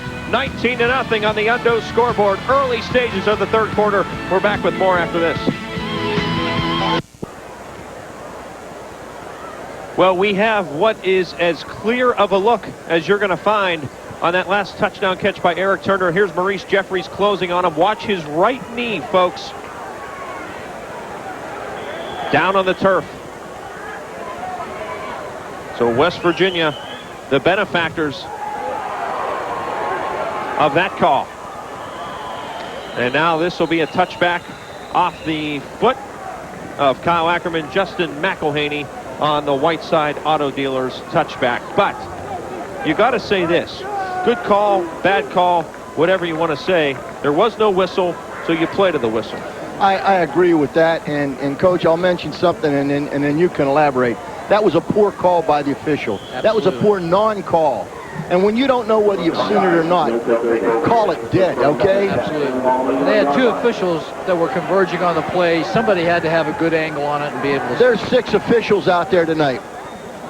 So Ohio reeling now, down 19-0. They'll stick to the ground. This is Nate Hubbard, first carry of the second half, out near the 30-yard line, and another Ohio first down. He had 13 carries for 55 yards in the first half. Ohio here not panicking. A lot of time left in this third quarter and this game, but they're down 19. At some point, they're going to have to throw it. Right now, let's go down to John Simonson with the big play man right now, Eric Turner. John? Big play indeed. Eric Turner, the play looked innocent enough at the outset. Then what happened? Well, he spun me around.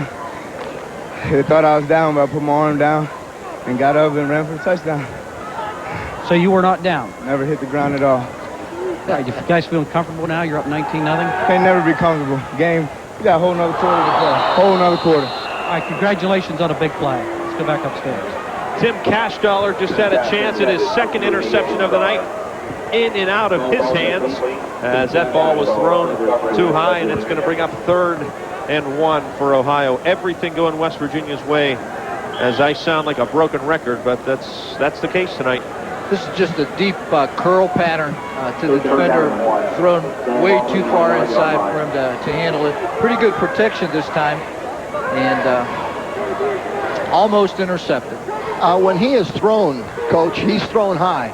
he's thrown high a lot. And you know what? And I think it's because he's not accustomed to that straight drop back stuff. Seahawks completed only 2 of 7. Hubbard on a 3rd and 1, trying to bounce it out near the 40-yard line. Flag down. I think we're going to have a hold on the right side of that Ohio offensive line. I think there was a hold on the perimeter, but it was awful late. Yeah, I think it was just a late call. Could have been a bench call, Coach. You know that? Yeah. Could have been excited by maybe one of the coaches over there. We'll see what the preliminary signal is holding. I'll tell you, they just keep shooting themselves in the foot. You know, every time they get something going, you know, something goes bad. And it's just not, so far, it has not been the night for Ohio. No rhythm at all either. They have not had a series where they have any semblance of continuity or rhythm this evening. Coach, we've been up here, though, when those phrases have been said for the opposite, though. Yeah. You know, we've talked the last couple times about how West Virginia had their opportunities and couldn't capitalize on them. So, you know, turns about fair play on this one. So it's 3rd and 11. The would-be first down nullified. Are they going to draw, Nate, Coach? Are they going to run the draw trap? They're either going to run the draw trap or they're going to bootleg, one or the other. Boot Maybe near a stretch, side, Coach. Maybe a stretch. Well, boot to the near side as Don Sloan caught it. Piles is out there, but Sealock's going to run it, and he'll be stopped at the 28-yard line, short of the first down. And that penalty comes back to haunt him. Absolutely. Yeah, sure does. And the punting unit will be on. This is a scary down. Here it is, the bootleg. He held him in, Coach. Well, what happened was Nate ran into the backside guard that was going to be pulling, become his personal protector, and didn't get out there at all. Once again, if he runs boundary, he may get the first down. They're going to come again. Cody Miley at his 15. High snap over his head. Let's see what he tries to do with it. He'll try to push it out of the end zone for a safety, and he does. They have got the Ohio punt team out of sync. Right now, they are playing intimidated, and that's no two ways about it. Their blocking is intimidated, their snapping's intimidated, and the kicker is more worried about getting the ball blocked than getting it off. So, you know, those are things that you got to really, you know, be concerned with right now. Another look on the Donahue Lumber instant replay. Not much you can do with this one, and I think this is the smart move just to take the safety. Oh, yeah, absolutely. That's heads up football. That's smart. Now, the bad thing about this is West Virginia gets the 2 points, plus they also get the ball, and it's going to have to be kicked off from Ohio's 20-yard line. So look for West Virginia to have great field position on this return. And you see a lot of smiles on that West Virginia sideline, Coach, and that's something we haven't seen in a long, long time in this game. Oh, no, it's good. You know, it has to happen. It's a game where either one can win, and you know, it should be shared. The winning should be shared. Under scoreboard, West Virginia 21, Ohio nothing. 8:29 left here in the third quarter, and we do need to underscore how much time there is left in this game. But Ohio has given us no indication of putting together any sort of drive here tonight. Here's the white side kickoff after the safety, as Dalrymple kicks it down to Eric Turner, who caught his breath after that long touchdown run. Turner looking for the corner across midfield, spins again. This time they're going to roll him out of bounds, but great field position again for West Virginia. Coach, I want to ask you something. When they throw the ball down real hard, now that's not any infraction, is it? Not anymore, no. You'd think there might be something unsportsmanlike conduct or something like that, but I guess it's up to the officials to determine. I'm not splitting hairs, just wondering. I think Turner was displeased with coming up with a cramp there, and you see he's being worked on. He needs to use a stretch band. He can eliminate that, Coach. You know about stretch bands? Yes, if he gets into that stretch bands, we can, 10 years, no stretch band, no cramps, no hamstrings, no bad ankles, no back pain. It's good stuff. Hey, Don, Coach Billiard knows a thing or two about stretch bands, huh? Don Sloan, not listening to us, I guess. No, he's hooked up. Something else. No, I hear you. Okay. My hamstrings and everything are fine. You look good, Donnie. Actually, I'm pretty excited. Ronald McDonald at halftime gave me a bunch of Big Mac coupons, so At least you're going to be wearing that stretch band around your waist. I'll eat well on the way home. I don't know about Mr. Recker. I was just going to tell you, Recker. It didn't say share with your friend. My diet starts tomorrow. All right, Brad Kouski back to business. 1st and 10 from midfield. Deep give, J.J. Guida runs into a couple red jerseys. Bounces off, but nowhere to go. In there to finally bring him to the ground was Trevor Bruni. I'll tell you, a little more aggressive defensively for Ohio now. You're starting to see maybe they're getting a little upset with their performance so far, and decided to let's start sticking it to these guys a little bit and start getting after them somewhat. Well, I think that was probably the first or the best first down defensive play they've made all night. Yep. It was strong at the point of attack, and again, West Virginia was running the isolation or blast inside, and they stuck it. He rolled out, and then Pursuit got to him. That's right. That was a good play defensively for Ohio.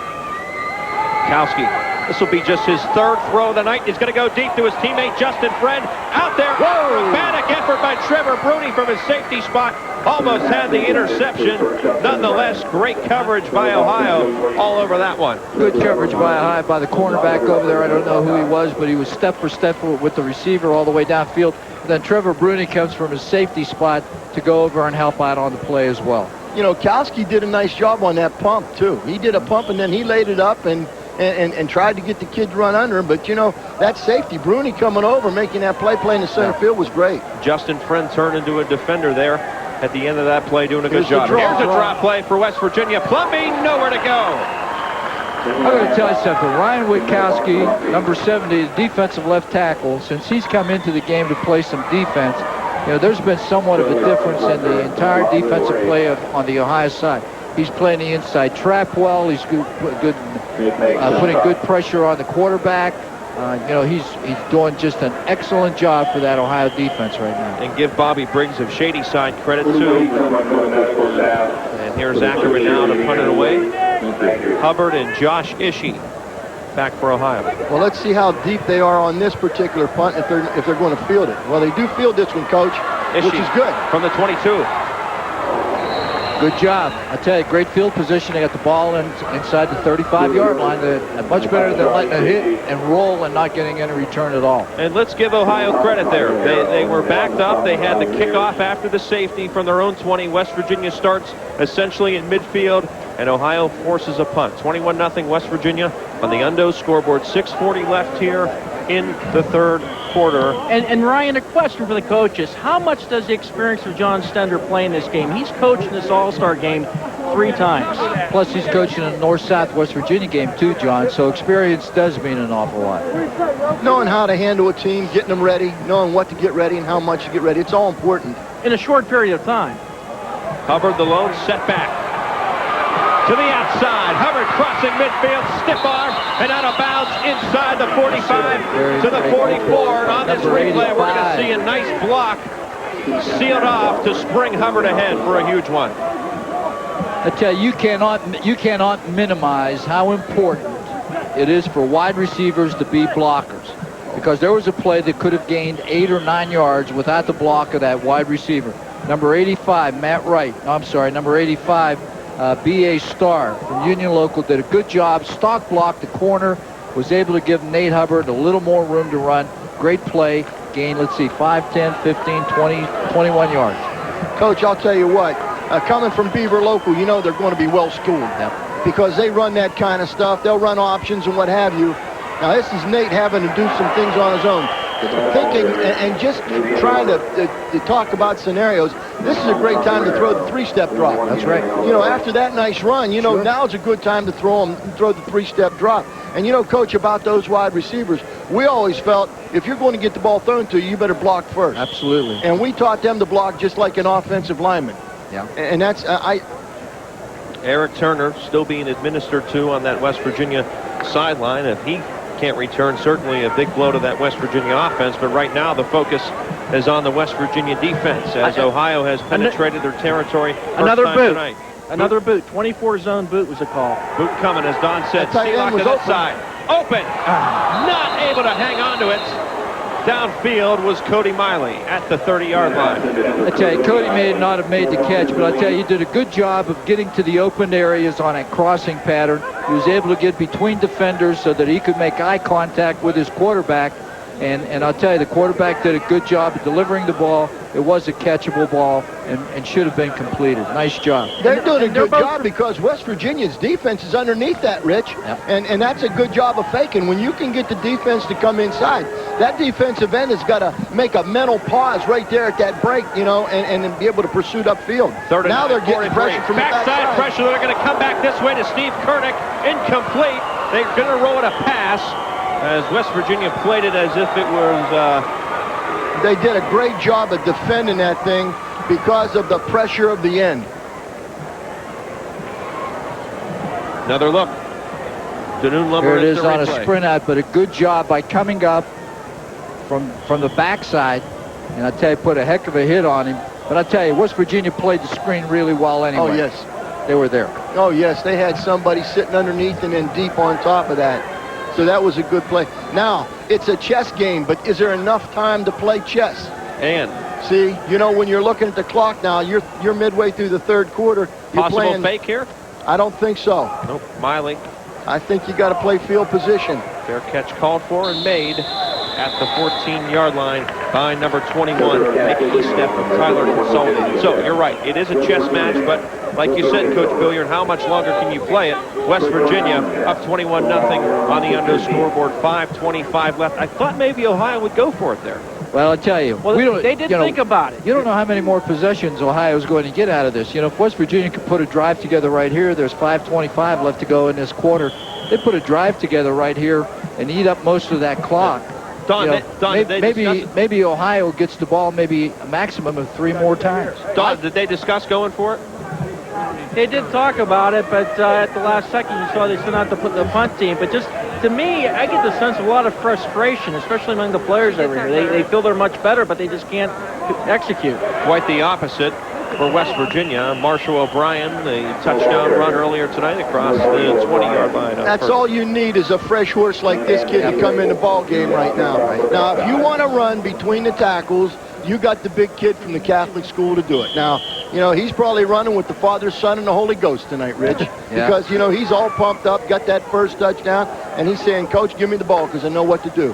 Now, my thinking is maybe Ohio staff says, hey, had a good defensive series last time. Let's punt the ball. Let's hold them again, you know? Yeah. You don't know what's going on, though. Of course, Stender is telling them, you know, hey, guys, we need riding some time off the clock. Here it is again, same thing. You see Cody Tominack now in the backfield walking. I was just going to say, yeah, you got a good one back there, too, because he knows what he's doing. And I'll tell you, he's an awful good inside runner as well. You know, you give him that ball on that little inside trap that they've been running real successfully, Paul, and I'll tell you, he can chew up some yards in a hurry. And a guy, Coach Walensky, you've called his name a number of times tonight, number 70, Ryan Kouski of Steubenville. Oh, he's started playing a nice performance along the line. Oh, he sure has. Yeah, he's, as Rich said, Coach, I think he's made a little bit of an impact down there on other people. I think he's got those guys fired up a little bit. You know, you got some guys that can definitely spin off on others, and I think this kid does it. Timeout West Virginia as they look at the 3rd and 2 guys, and this is a big play for the Ohio defense. They need to stop. You're looking 4:10 left to go in the 3rd quarter. Major. And the field position, if they force them to punt here, certainly will be a factor. To be honest with you, you're looking at 16 minutes of football. Yep. That's really what you're looking at right now, and what all can happen in that amount of time. How much can the ball be turned back and forth? And with Ohio's offense and again, the way things are going, you know, Ohio's got to get something going. They got to get the ball, then get something going. And a reminder to you, the return of Sports Friday, August 27th, as the high school football season kicks off. Myself, Don Sloan, and a host of others will steer you around the Ohio Valley the Sports Doctor. All right, right here, no special shoes are required for this program. As you can see, the cleats are the same for this surface as they would be on natural grass. The only thing that they advise you is this rubber. Shake your shoes off, though, before you go in the house. And one other note, Eric Turner just had a cramp. He expects to return. Let's go back upstairs. John was so excited to get that report out, he couldn't even let me finish, Coach Billiard.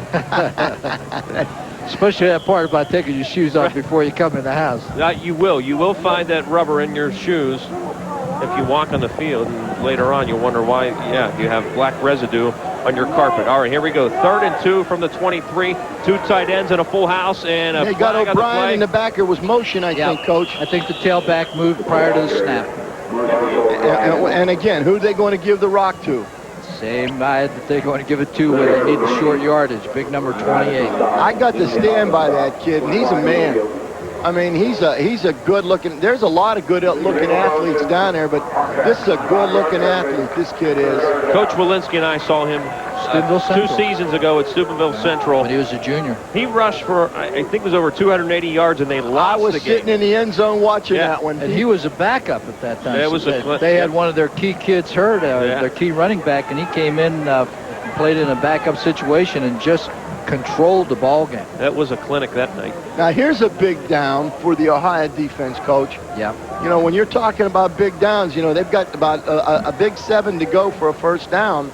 And, you know, this is big. Now, look for the play fake off of this, Look for the Coach. play fake. That's or option keep. They got Kouski that knows how to do this, too. Turn in the corner. Nice job, Kouski Brad. diving ahead, and he'll have the first down.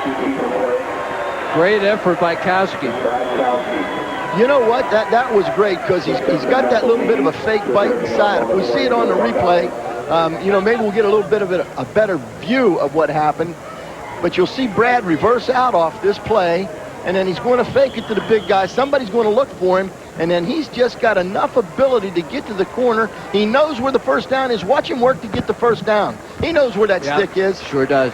I'll tell you, I don't know who it was, but West Virginia had a good block on the defensive end right there that gave him enough room to turn the corner and get upfield. Just got enough of them. First down to the 26. There's the inside trap. Guida now will carry it. Stood up after a couple of yards. Trap again, Coach, as you called it. It's been good for him, and Guida's run the trap well tonight for him. Now, I believe that one went right to left, out of a formation to the right. Absolutely.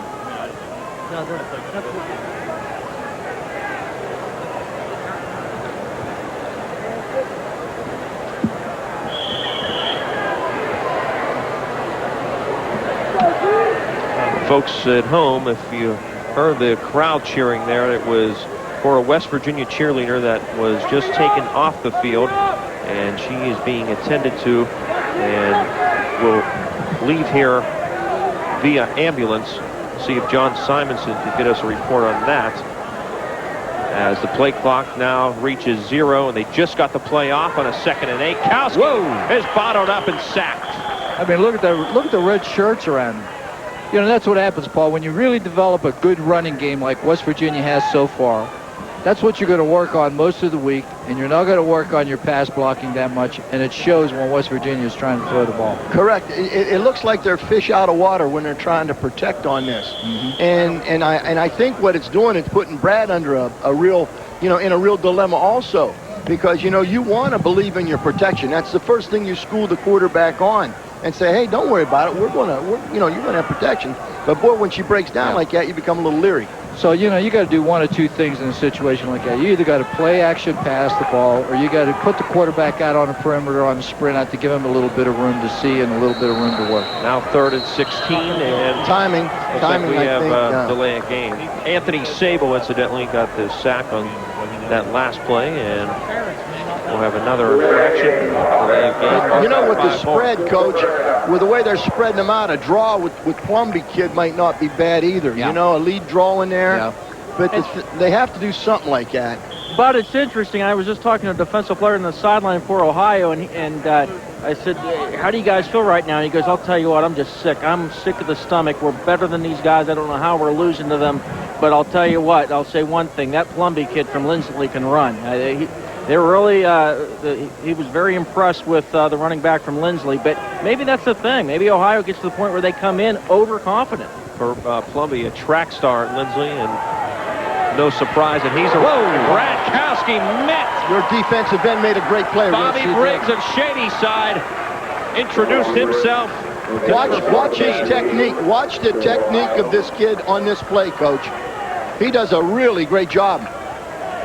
Big number 98. You're going to see him come off the corner. He gets rid of the blocker, does a good job, and then he takes on the defense. The two more blockers, he splits them. You're going to see it from here. This is going to be real good right here. And guys, he had 10 sacks at Shady Side last year, so Briggs, he can sack the quarterback. Kyle Ackermann punting out of his own end zone. Good height on it. It'll bounce at the 48. Nate Hubbard trouble.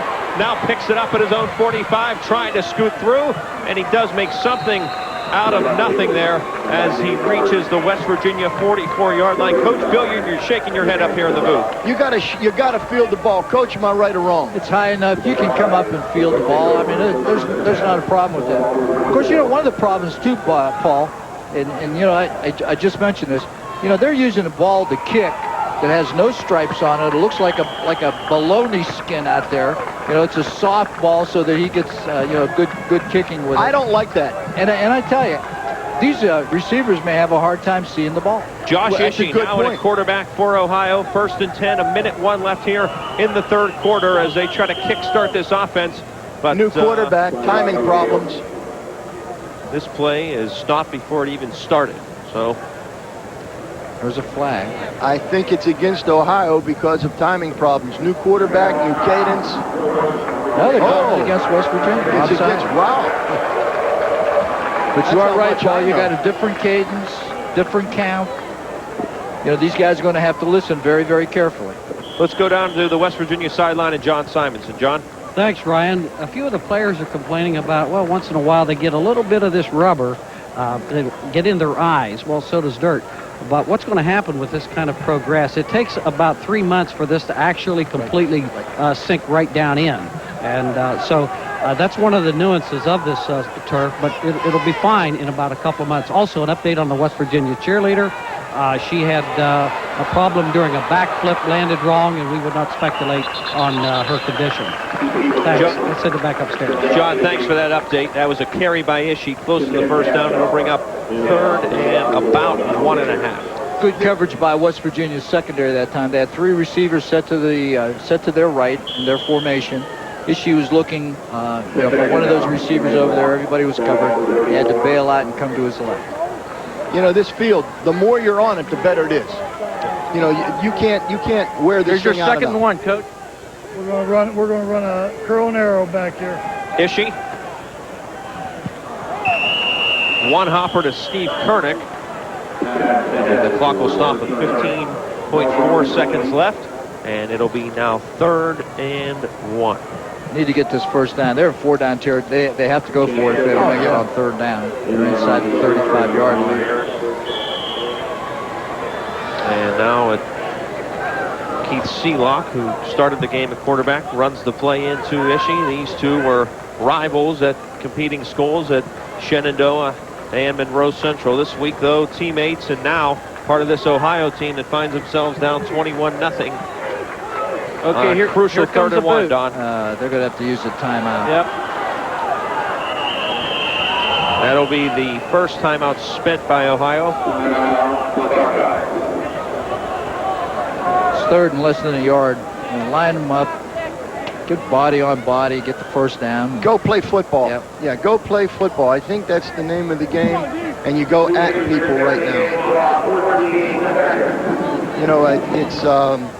It's really something because we've seen a lot of miscommunication and error both like sides, this. on both sides. Yeah, and again, as you were talking earlier, get a few things, get them ready, work on it. Coaches, let me ask you this: when you stop and look at this game, yes, Ohio's won 9 years in a row, but 3 of the last 4 games have been a touchdown or less. So things have been a lot closer than people would say. But do you think it's the case a lot of years Ohio comes in confident and West Virginia just comes in so hungry wanting to end that streak? From my own personal perspective, Don, I don't think so, because you have a new group of kids coming in every year and they all come in with the attitude of wanting to win the ball game. So I don't think that has anything to do with it. No, I agree with that. It's just some people's going to remind you you lost, that's all.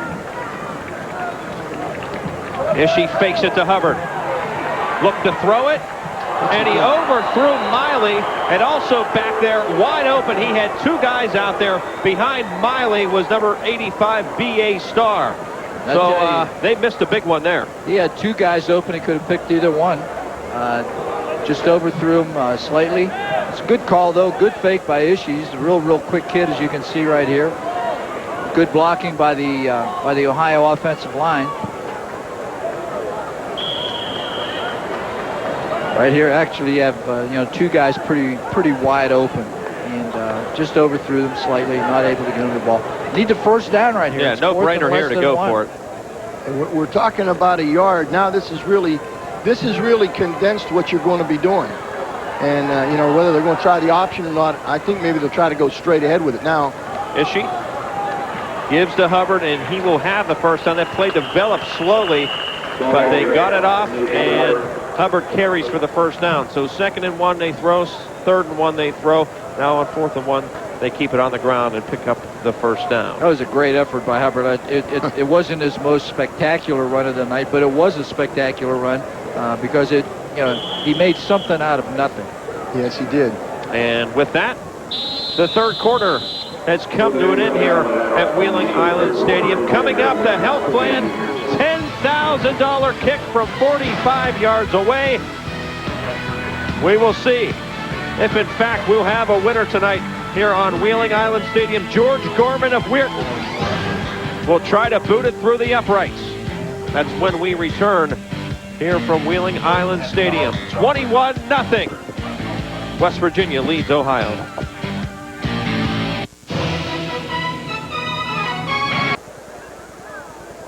And welcome back to Wheeling Island Stadium. We are live now between the 3rd and 4th quarter with the $10,000 kick, the health plan $10,000 kick from the health plan. Dave Matthew is here, and he's got a pair of checks written out to George Gorman. This is George Gorman. Now, he went to Big Red, and he lives in Weirton now. So how do you feel about the outcome of the game at the moment? Surprised Ohio scored you. I was sort of rooting for Ohio. Went to Big Red, so he's rooting for Ohio. Now, you've got 2 checks here, so this is a win-win situation. Dave, tell me what we got here. Well, he gets $500 regardless, but if he can make the field goal, it's worth 10 grand. 10 grand for the $10,000 kick in the health plan. How long have you guys been doing the $10,000 kick? As long as I can remember. Now, the field goal has always been this 40-yard field goal. Have you had time to practice? No, they called me up Friday night late, and I didn't practice Saturday. I'm just hoping I got 1 kick left in me.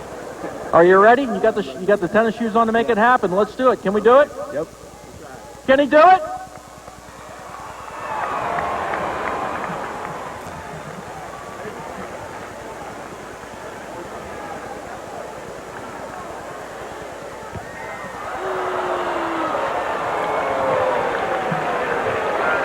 George, good effort. Just short. Take me through the play there. Well, I sort of stumbled and my toes crippled up on me. I didn't get the full punch at it, I think. Crippled his toes up a little bit, but he does come away a winner, Dave. We'll have $500 check, George. Congratulations. Congratulations, Dave Matthew of the health plan. George Gorman, $10,000 kick, walks away with $500. Congratulations, George. We'll be back with more of the OVAC All-Star Game with the 4th quarter after this.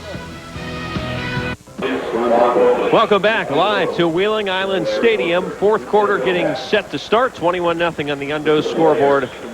West Virginia leading Ohio. And the last time West Virginia won, those men on the field right now were players here at Wheeling Island Stadium. 10 years ago, the 1994 team honored, and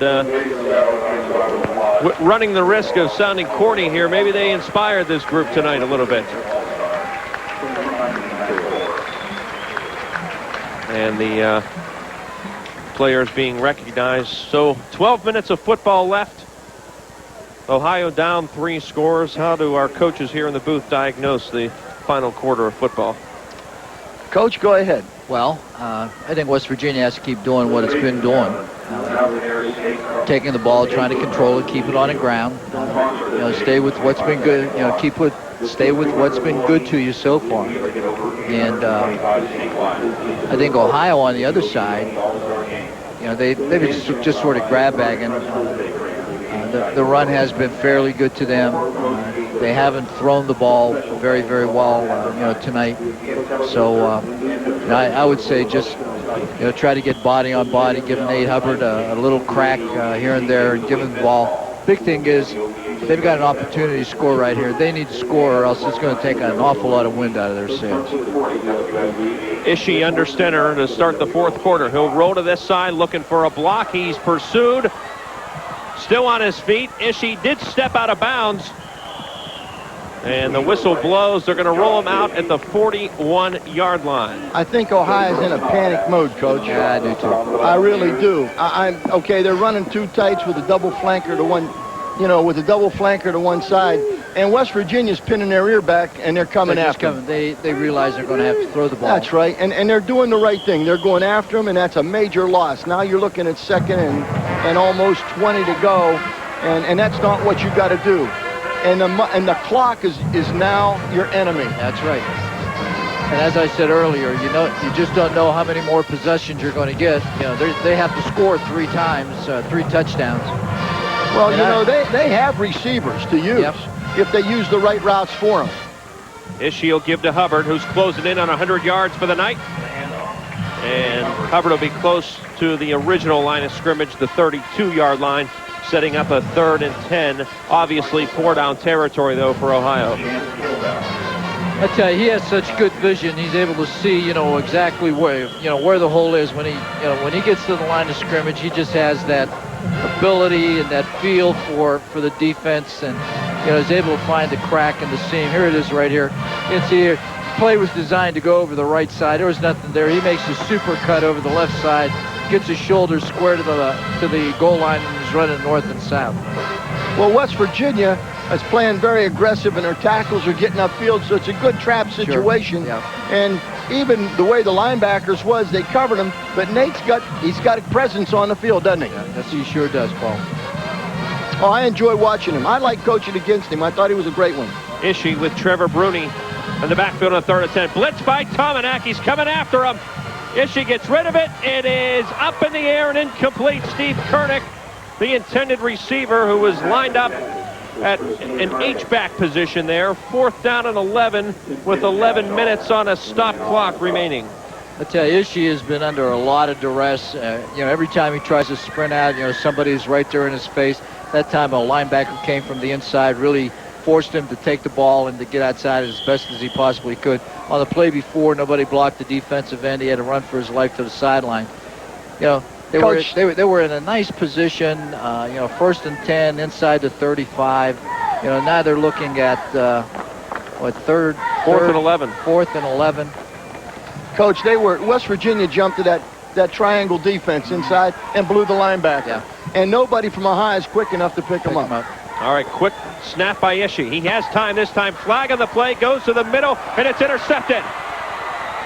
We'll check the flag, but it's picked off by Brooks, Bill Sadler. We'll wait for the penalty marker, though.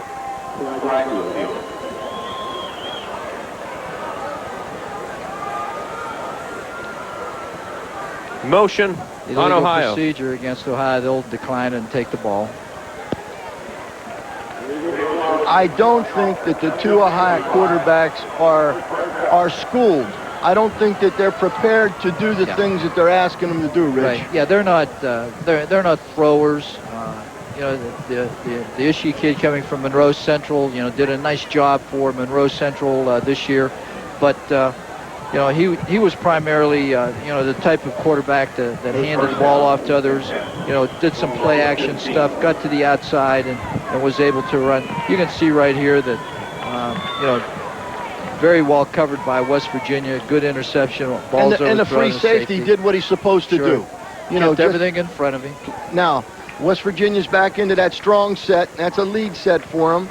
Ohio's playing a little aggressive, but that old a little too late. A little too late. No. And I think another thing what has happened too, Paul, is that West Virginia has sort of gotten into the mode right now where, hey, we're up by 21. All of that tenacity that they had, through the first 3 quarters, the adrenaline now is starting to not pump as fast as it did before. We're tired. Mm-hmm. We can sit on this lead right now, and of course Ohio's in a panic mode. They want to stop them, so don't look for West Virginia to do too much, I don't think, over the course of the rest of this quarter. 2nd and 12 from the 13. He can make it happen. He can make it go, though. Trevor Bruni meets him as he gets out near the 20-yard line. Don Sloan, what's the mood down there on the Ohio sideline? Well, I think I think, Ryan, it is a lot of frustration down here. I think they're really surprised with just how ineffective they've been really in all phases. I think when you look back at this game, West Virginia came out strong offensively, came out with the big punch. They did it defensively, and even the special teams of Coach John Stender coming out strong in the early going. I think we alluded to this earlier. Coach Stender coached in the West Virginia North-South game. He's coached in this game twice previously. I think the experience of coaching in this game and getting a team together in that short amount of time really pays big dividends. And Ryan, when we went to media day and talked to the kids from West Virginia, those kids seemed fired up, excited, wanting to end this streak. And a lot of the Ohio kids that I've talked to on the sideline, even just now in the last quarter, been talking, boy, we don't want to be the team that causes the streak to end. And so you say the kids don't know about the streak, but the ones I've talked to know about it. Across the field to John Simonson as we watch the punt from Kyle Ackermann of Wheeling Park. Wow, nice kick. On a beautiful punt. Nate Hubbard watches it bounce by him, and now he'll pick it up at his own 19-yard line. Hubbard trying to come to this side, picks up a block from Josh Ishii, cut back at the 30. Hubbard dancing free, and he's really, again, going to make something out of nothing as he let the ball go by him, and he comes back with a sizable return of 16 yards. 8:29 left in regulation. Now to John Simonson. John. Talked with Bill Sadler, and he had to rush out real quick to play defense. We're talking about that interception that he had, and hopefully we can get with Bill a little bit later and tell us about the play. But right now, there's a lot of joy here on this West Virginia sideline, and the defense really is wanting a shutout. Let's go back upstairs. Keith Seelock back at quarterback for Ohio. They'll fake it to Nate Hubbard. Seelock's got time, and he's going deep. Miley down there in the seam, and he's got it. Cody Miley inside the 20. Sadler wrestles him down at the 19. A huge play for Ohio. But my goodness, that ball was up there for the longest time as Miley made the adjustment and found the seam. And Ohio is back in the Ohio Valley Medical Center, East Ohio Regional Hospital, M-Star Red Zone. I tell you, that time, what they were doing those days, were running four receivers down the seams and trying to find out, who the open guy was, and they picked out number 21, the tight end, and made a good catch. Big jolt here for Ohio. Lead to Hubbard. He's through and knocked down by Tominack, but not before he reaches the 14-yard line. In Ohio, if they have any chance of getting back into this, they've got to get to the line quick and get these plays off. Both West Virginia's offense and defensive fronts are playing a little more tentative right now, Coach. Yeah, I think so, that, too. Yeah. And that ball was high as that chopper was when it came over before the game. You know that? I thought we was going to see an American flag on the side of that thing. That thing was way up there. And Nate Hubbard has reached the century mark tonight. 20 carries, 100 yards for the graduated senior of Steubenville Big Red, the second leading rusher all time in Steubenville Big Red history. That's another day at the office, Coach. He's done a great job. He's taken some hits, too. They'll fake it to him this time. Seelock, this is what he does best, is on the rollout. He'll tuck it and get to the 12-yard line. Couple of yards short of the first down. Closing in on 7 minutes left. He's got people open. The thing is that when he rolls so deep that, it's hard for him to see them. He's got to be attacking the line of scrimmage, and he's got to get his shoulder squared up. And, he's running to the sideline instead of coming up the field. Too far east and west, Coach. That's right. They need the kid from Beaver Local. Yeah. That's the kid that knew how to run that play. Yeah. He'd penetrate your line of scrimmage for you. 3rd and 3 from the 12. Hubbard is the single setback. Drop play. They get it to him again. Dives ahead. Will be short of the first down by, let's call it a yard for the time being, depending on the spots. That was a draw trap, Coach. Yeah, it was. And the guy that was supposed to be trapped did a good job by taking on the trapper and just, plugged everything up in there. So it was a good defensive move by the West Virginia side. And I'll tell you right now, this is not going to be easy. This is 4th and about a yard and a half. Yeah, this is a big call.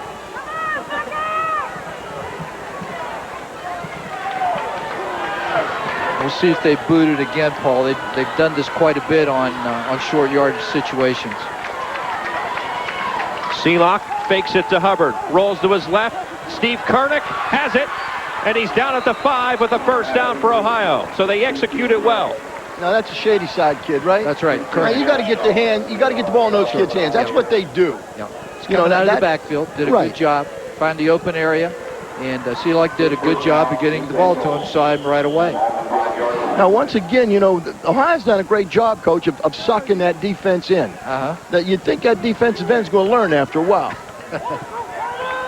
First and goal from the 5. Seelock gives it to Hubbard. He's going to try to get the corner here. Nate Hubbard dives, but he's going to be short inside the 1-yard line, out of bounds as he dove for the pylon, taking on big number 28, Marshall O'Brien, who gave away some weight and some height and a lot of size on that collision. He has a lot of heart. I'll tell you. He has a lot of heart. He's a tough kid, and you know what I like about him, Paul?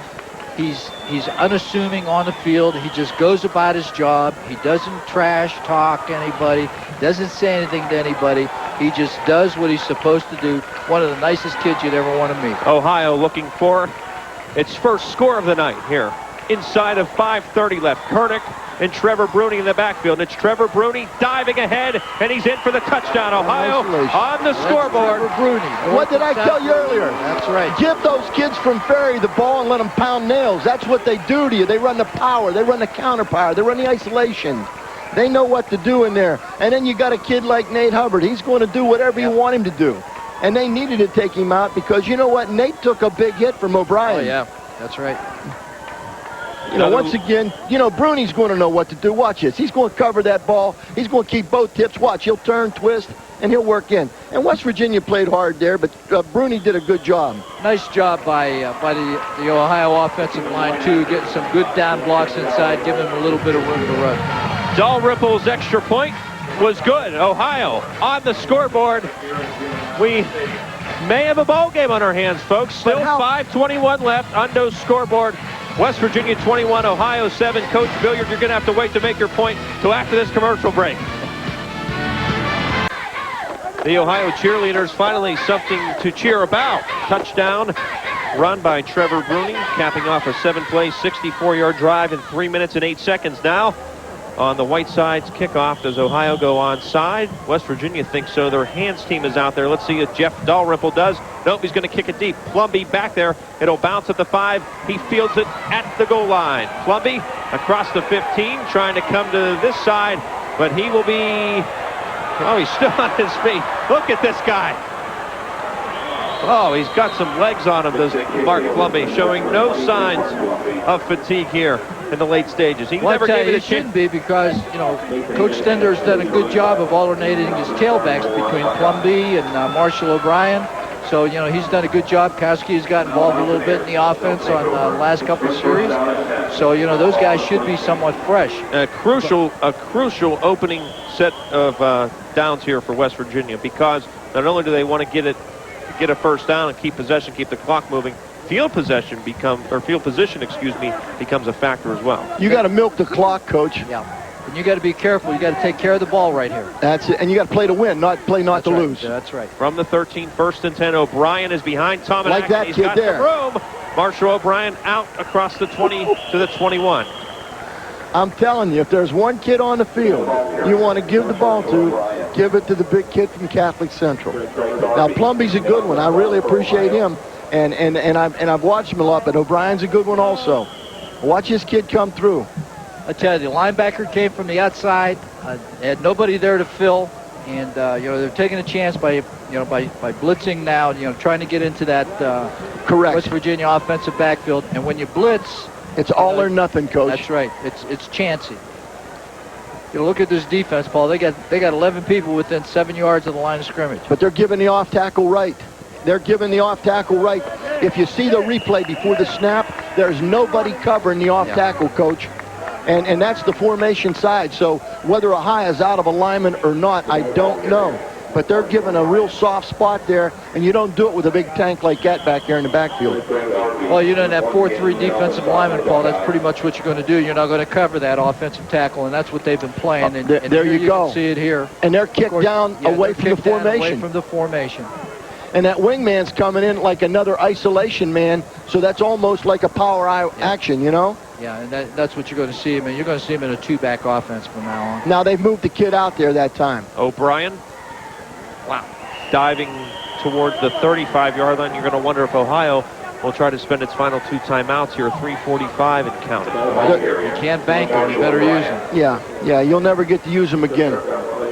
I think what they're going to do, Rich, and I don't know, I think they might find out what's going to happen here and then save them for another series if they get a first down. Yeah. That's just what I would think. I don't know.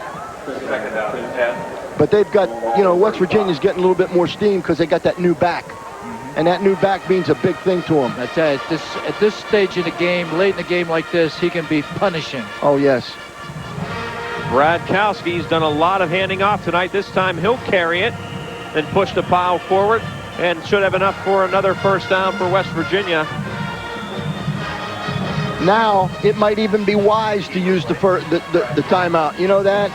I mean, if after this down, you got to try and stop them big and then use that timeout. That was a good call. That was a real good call. Yeah, it was. Under 3 minutes here at Wheeling Island Stadium. West Virginia. You can see the clock. That's how far they are away from snapping a 9-game losing streak and winning for the first time since 1994. Kouski to O'Brien once again. Tried to spin out of it, but use it now. I think you got to use it now, Coach. I think you have to use it now. It's 2:30 left in the game. Ohio, the coaches. You'd like to use it, when you get the ball offensively, but, you may not get the ball. No. And West Virginia, run the play clock down, Brad. That's it. Take your time. There's no big hurry. I love those 25-second clocks. Oh, when you can see them like that. Oh, this is awesome. You know that? That's a big advantage for an offensive football team. That quarterback's got such an option here. You know that? Look at this. Kouski takes it down to 1. O'Brien bowling ahead again to the 43-yard line. We're inside of 2 minutes, and now Ohio will spend a timeout. Clock will stop with a minute 51 left. Lost 5 seconds counting on or stopping that clock, Coach. It's third down. They got to stop him here, force him into a punting situation. Right. And then they got to make something happen. There's no two ways about it. Dan Wesson, his first time coaching this game, has had successful seasons at Shenandoah, had them in the playoffs the last 3 seasons. And he's done a remarkable job out there. Great job there. Oh, he's done a remarkable job. I was out at the school last year, and they run that program right. They do. They're doing the right things. He's got it all going on out there, and I commend him. He's a fine coach and does a great job. His career will continue, but the career from his counterpart, John Stender, will come to an end tonight. John, Rich, when you start talking about John coached down there at Tyler, but he put his teams up against a lot of good talent. Absolutely. And at times when River was good and New Martinsville was good and those teams, Johnny played them. He played he scrimmaged John Marshall, Marshall. Yeah. So he's been in it. This is the third time. I tell you, you got to give Coach Wesson credit. The kids from Ohio didn't quit. No. They scored here, in the fourth quarter. They've really played hard, and he's done a good job of bringing this group together. 3rd and 6. Kouski with the same formation. Tominack and O'Brien fakes that bounce. He's going to try to get it to the outside. He stays in bounds, which is important right now as the clock will continue to run, and Ohio will spend their signaling, and they will be granted their final timeout. It's funny. If you have your own team, and a lot of times on an all-star team, you don't get the communication down, but somebody's got to be assigned right now to check just to call that T right now to stop that clock. And these are other things. It's hard to get ready for a game like this. Sure. And it's an oversight. Now you're talking about emotions and everybody's wrapped up in what's going on, and it's easy to overlook something like that. And the thing I like about Kouski, he's got a lot of spunk to him. Yeah. And he's got a lot of smarts too, Paul, because he made sure he didn't run out of bounds. He stayed in bounds. Even though he wasn't going to get the first down, he didn't want to stop the clock. Right. He was wise. This is funny. There's been a lot of teams over the years that could run that fake bounce play. And a long time ago, when you were at Central. I think you get Johnny Kalikova. Was that him, that little kid that was a good one on bouncing that thing? And then a few years back over here at Buckeye Local, they had another little quarterback that could draw all 11 defenders in. And next thing you know, he was running down the boundary. And you know, a guy like that, you think, you tell the outside guy, stay home, stay home, stay home. But a lot of times they get sucked in. You get sucked in because, you know, if you get that good ball handling and that good ball fake, and then, you know, you're pulling it at the last second, you know, then stepping around that defensive end. He ran a play one time called the follow, where you'd run that fullback all the way into the line of scrimmage, and then all of a sudden that quarterback would tuck it and follow that fullback. Yeah. And that was a great series off your old belly. Remember that? Yeah, we're both old belly guys, Paul. So. Yeah, now I got a big belly. You know that? Oh, it's an education up here. They'll go for it. 4th and 3 from the 47. Marshall O'Brien. Who got it? Got it. Oh, he's still free. Breaks free down the sideline. O'Brien looking for a second touchdown of the night, but it'll be brought down inside the 10 at the 6-yard line. Look at John Stender. I love it. They got him with the water. What a night for West Virginia. Look at O'Brien. He's walking back fresh as a daisy. You know, look at this thing on the replay. Watch it this. He runs into the bushes, Coach. He's just looking for 2 or 3 yards for the first down. Look at this. Boom, boom. Now watch this action here. Another one. Look at his feet. Watch his feet. Watch the knees. Yep. Look, never now stop. You watch the tenacity of this thing. Now, you talk about a runaway freight train. Hello, Marshall. They should put PRR on the side of this guy. Good effort on the Ohio side by Nathan Hedge. That could be the play of the game. Yeah. I'll tell you what, that was a good one. And here's John Stender, classy move. He is not going to try to run this thing up. Takes a knee here as West Virginia back in the All-Star red zone. That's class. That is class. Yep. That's class. You know that, and you know what? You win the game. You're going to win the game. You don't need anything else. And class is the way he'll exit his coaching career. Congratulations, Coach Stender. 0-2 entering this game in All-Star games. He comes away with the win in his 3rd try. All he has to do is run it one more time. It's history. And Brad Kouski, the Wheeling Park quarterback who played his football here. That's it. Downs it. Put it in the book, Coach. And West Virginia. Good game. Good game. Excellent game. They have silenced the critics. And they have broken the streak. The streak will not be talked about next year. The streak will be a winning streak for West Virginia. 9-game drought has ended. The first time since 1994. West Virginia has beaten Ohio here tonight, 21-7 on what was a dominant performance on both sides of the football. Now, Coach, we will be efforting interviews down on the field from each coach from Ohio and West Virginia. There you see it again on our Undo scoreboard. West Virginia 21, Ohio 7. And let's head down to the field. John Simonson with the winning coach in his final game, John Stender. John? Thank you very much, Ryan. A very happy John Stender. You guys set the tone early. The defense came out, got the 3 and out. Then you got the opening score on a beautiful drive and a lot of determination. We played pretty good defense tonight. And I'll tell you what, Ohio came out second half and they stoned us.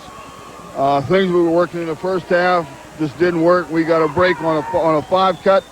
Kid catches the ball, spins out, and I didn't even see what happened. I thought he was down. I ended up looking at me sprinting for the end zone. Harry Turner did a nice job on that.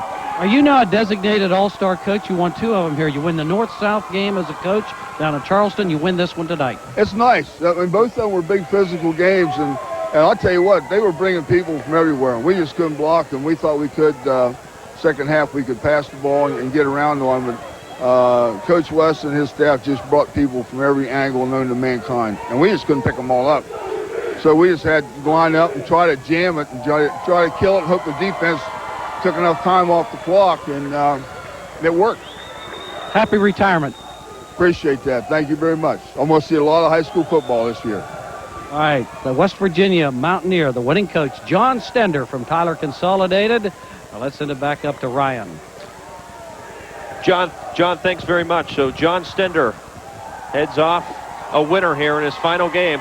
let's head back down to the field. Don Sloan with Dan Weston. And thanks a lot, Ryan. I'm with Ohio coach Dan Weston. And Coach Weston, once you guys got things on track, just a bit too late.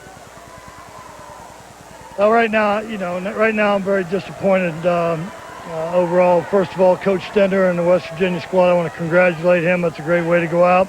They did a nice job. We made way too many mistakes. We gave one through an interception on a touchdown, and a questionable call whether the kid was down on the sideline over here. I got to take most of the blame. Maybe I tried to put too much offense in. We seem to, have a breakdown here or there. And when things don't go quite right, you got to take the blame yourself. And right now, I guess I don't feel very good, and maybe I made some poor choices. I know the kids play real hard. They're great kids. I don't feel very good right now, but we'll go from there.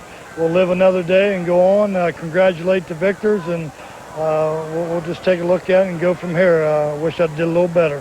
Head coach Dan Weston of the Shenandoah Zeps. Back up to the booth with you, Ryan, and the coaches. Don, thanks very much.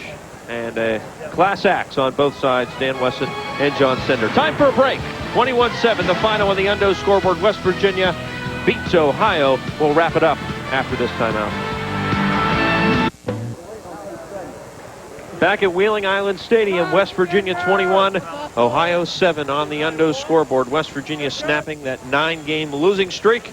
And there are the victors in blue and gold tonight. The big play of the night, as voted on by our staff here, the play of the game, which really was indicative of how the game went in the first half and how the eventual scoreboard would read. Michael Wells of Tyler Consolidated, the interception of Keith Seelock, and he runs it all the way back for a touchdown, 30 yards. That put West Virginia up 12-0, and really, as I said, set the tone for this one, and Ohio never recovered after that. And now for our entire staff here at WTOV9, thanks so much for watching. You have been watching a presentation of the OVAC All-Star Football Classic. Once again, the final score, West Virginia 21, Ohio 7. We'll see you all in a few weeks on our high school football game of the week schedule. Stay tuned for Crossing Jordan, already in progress, and we'll see you later on News 9 tonight. Good night, everyone. If you're up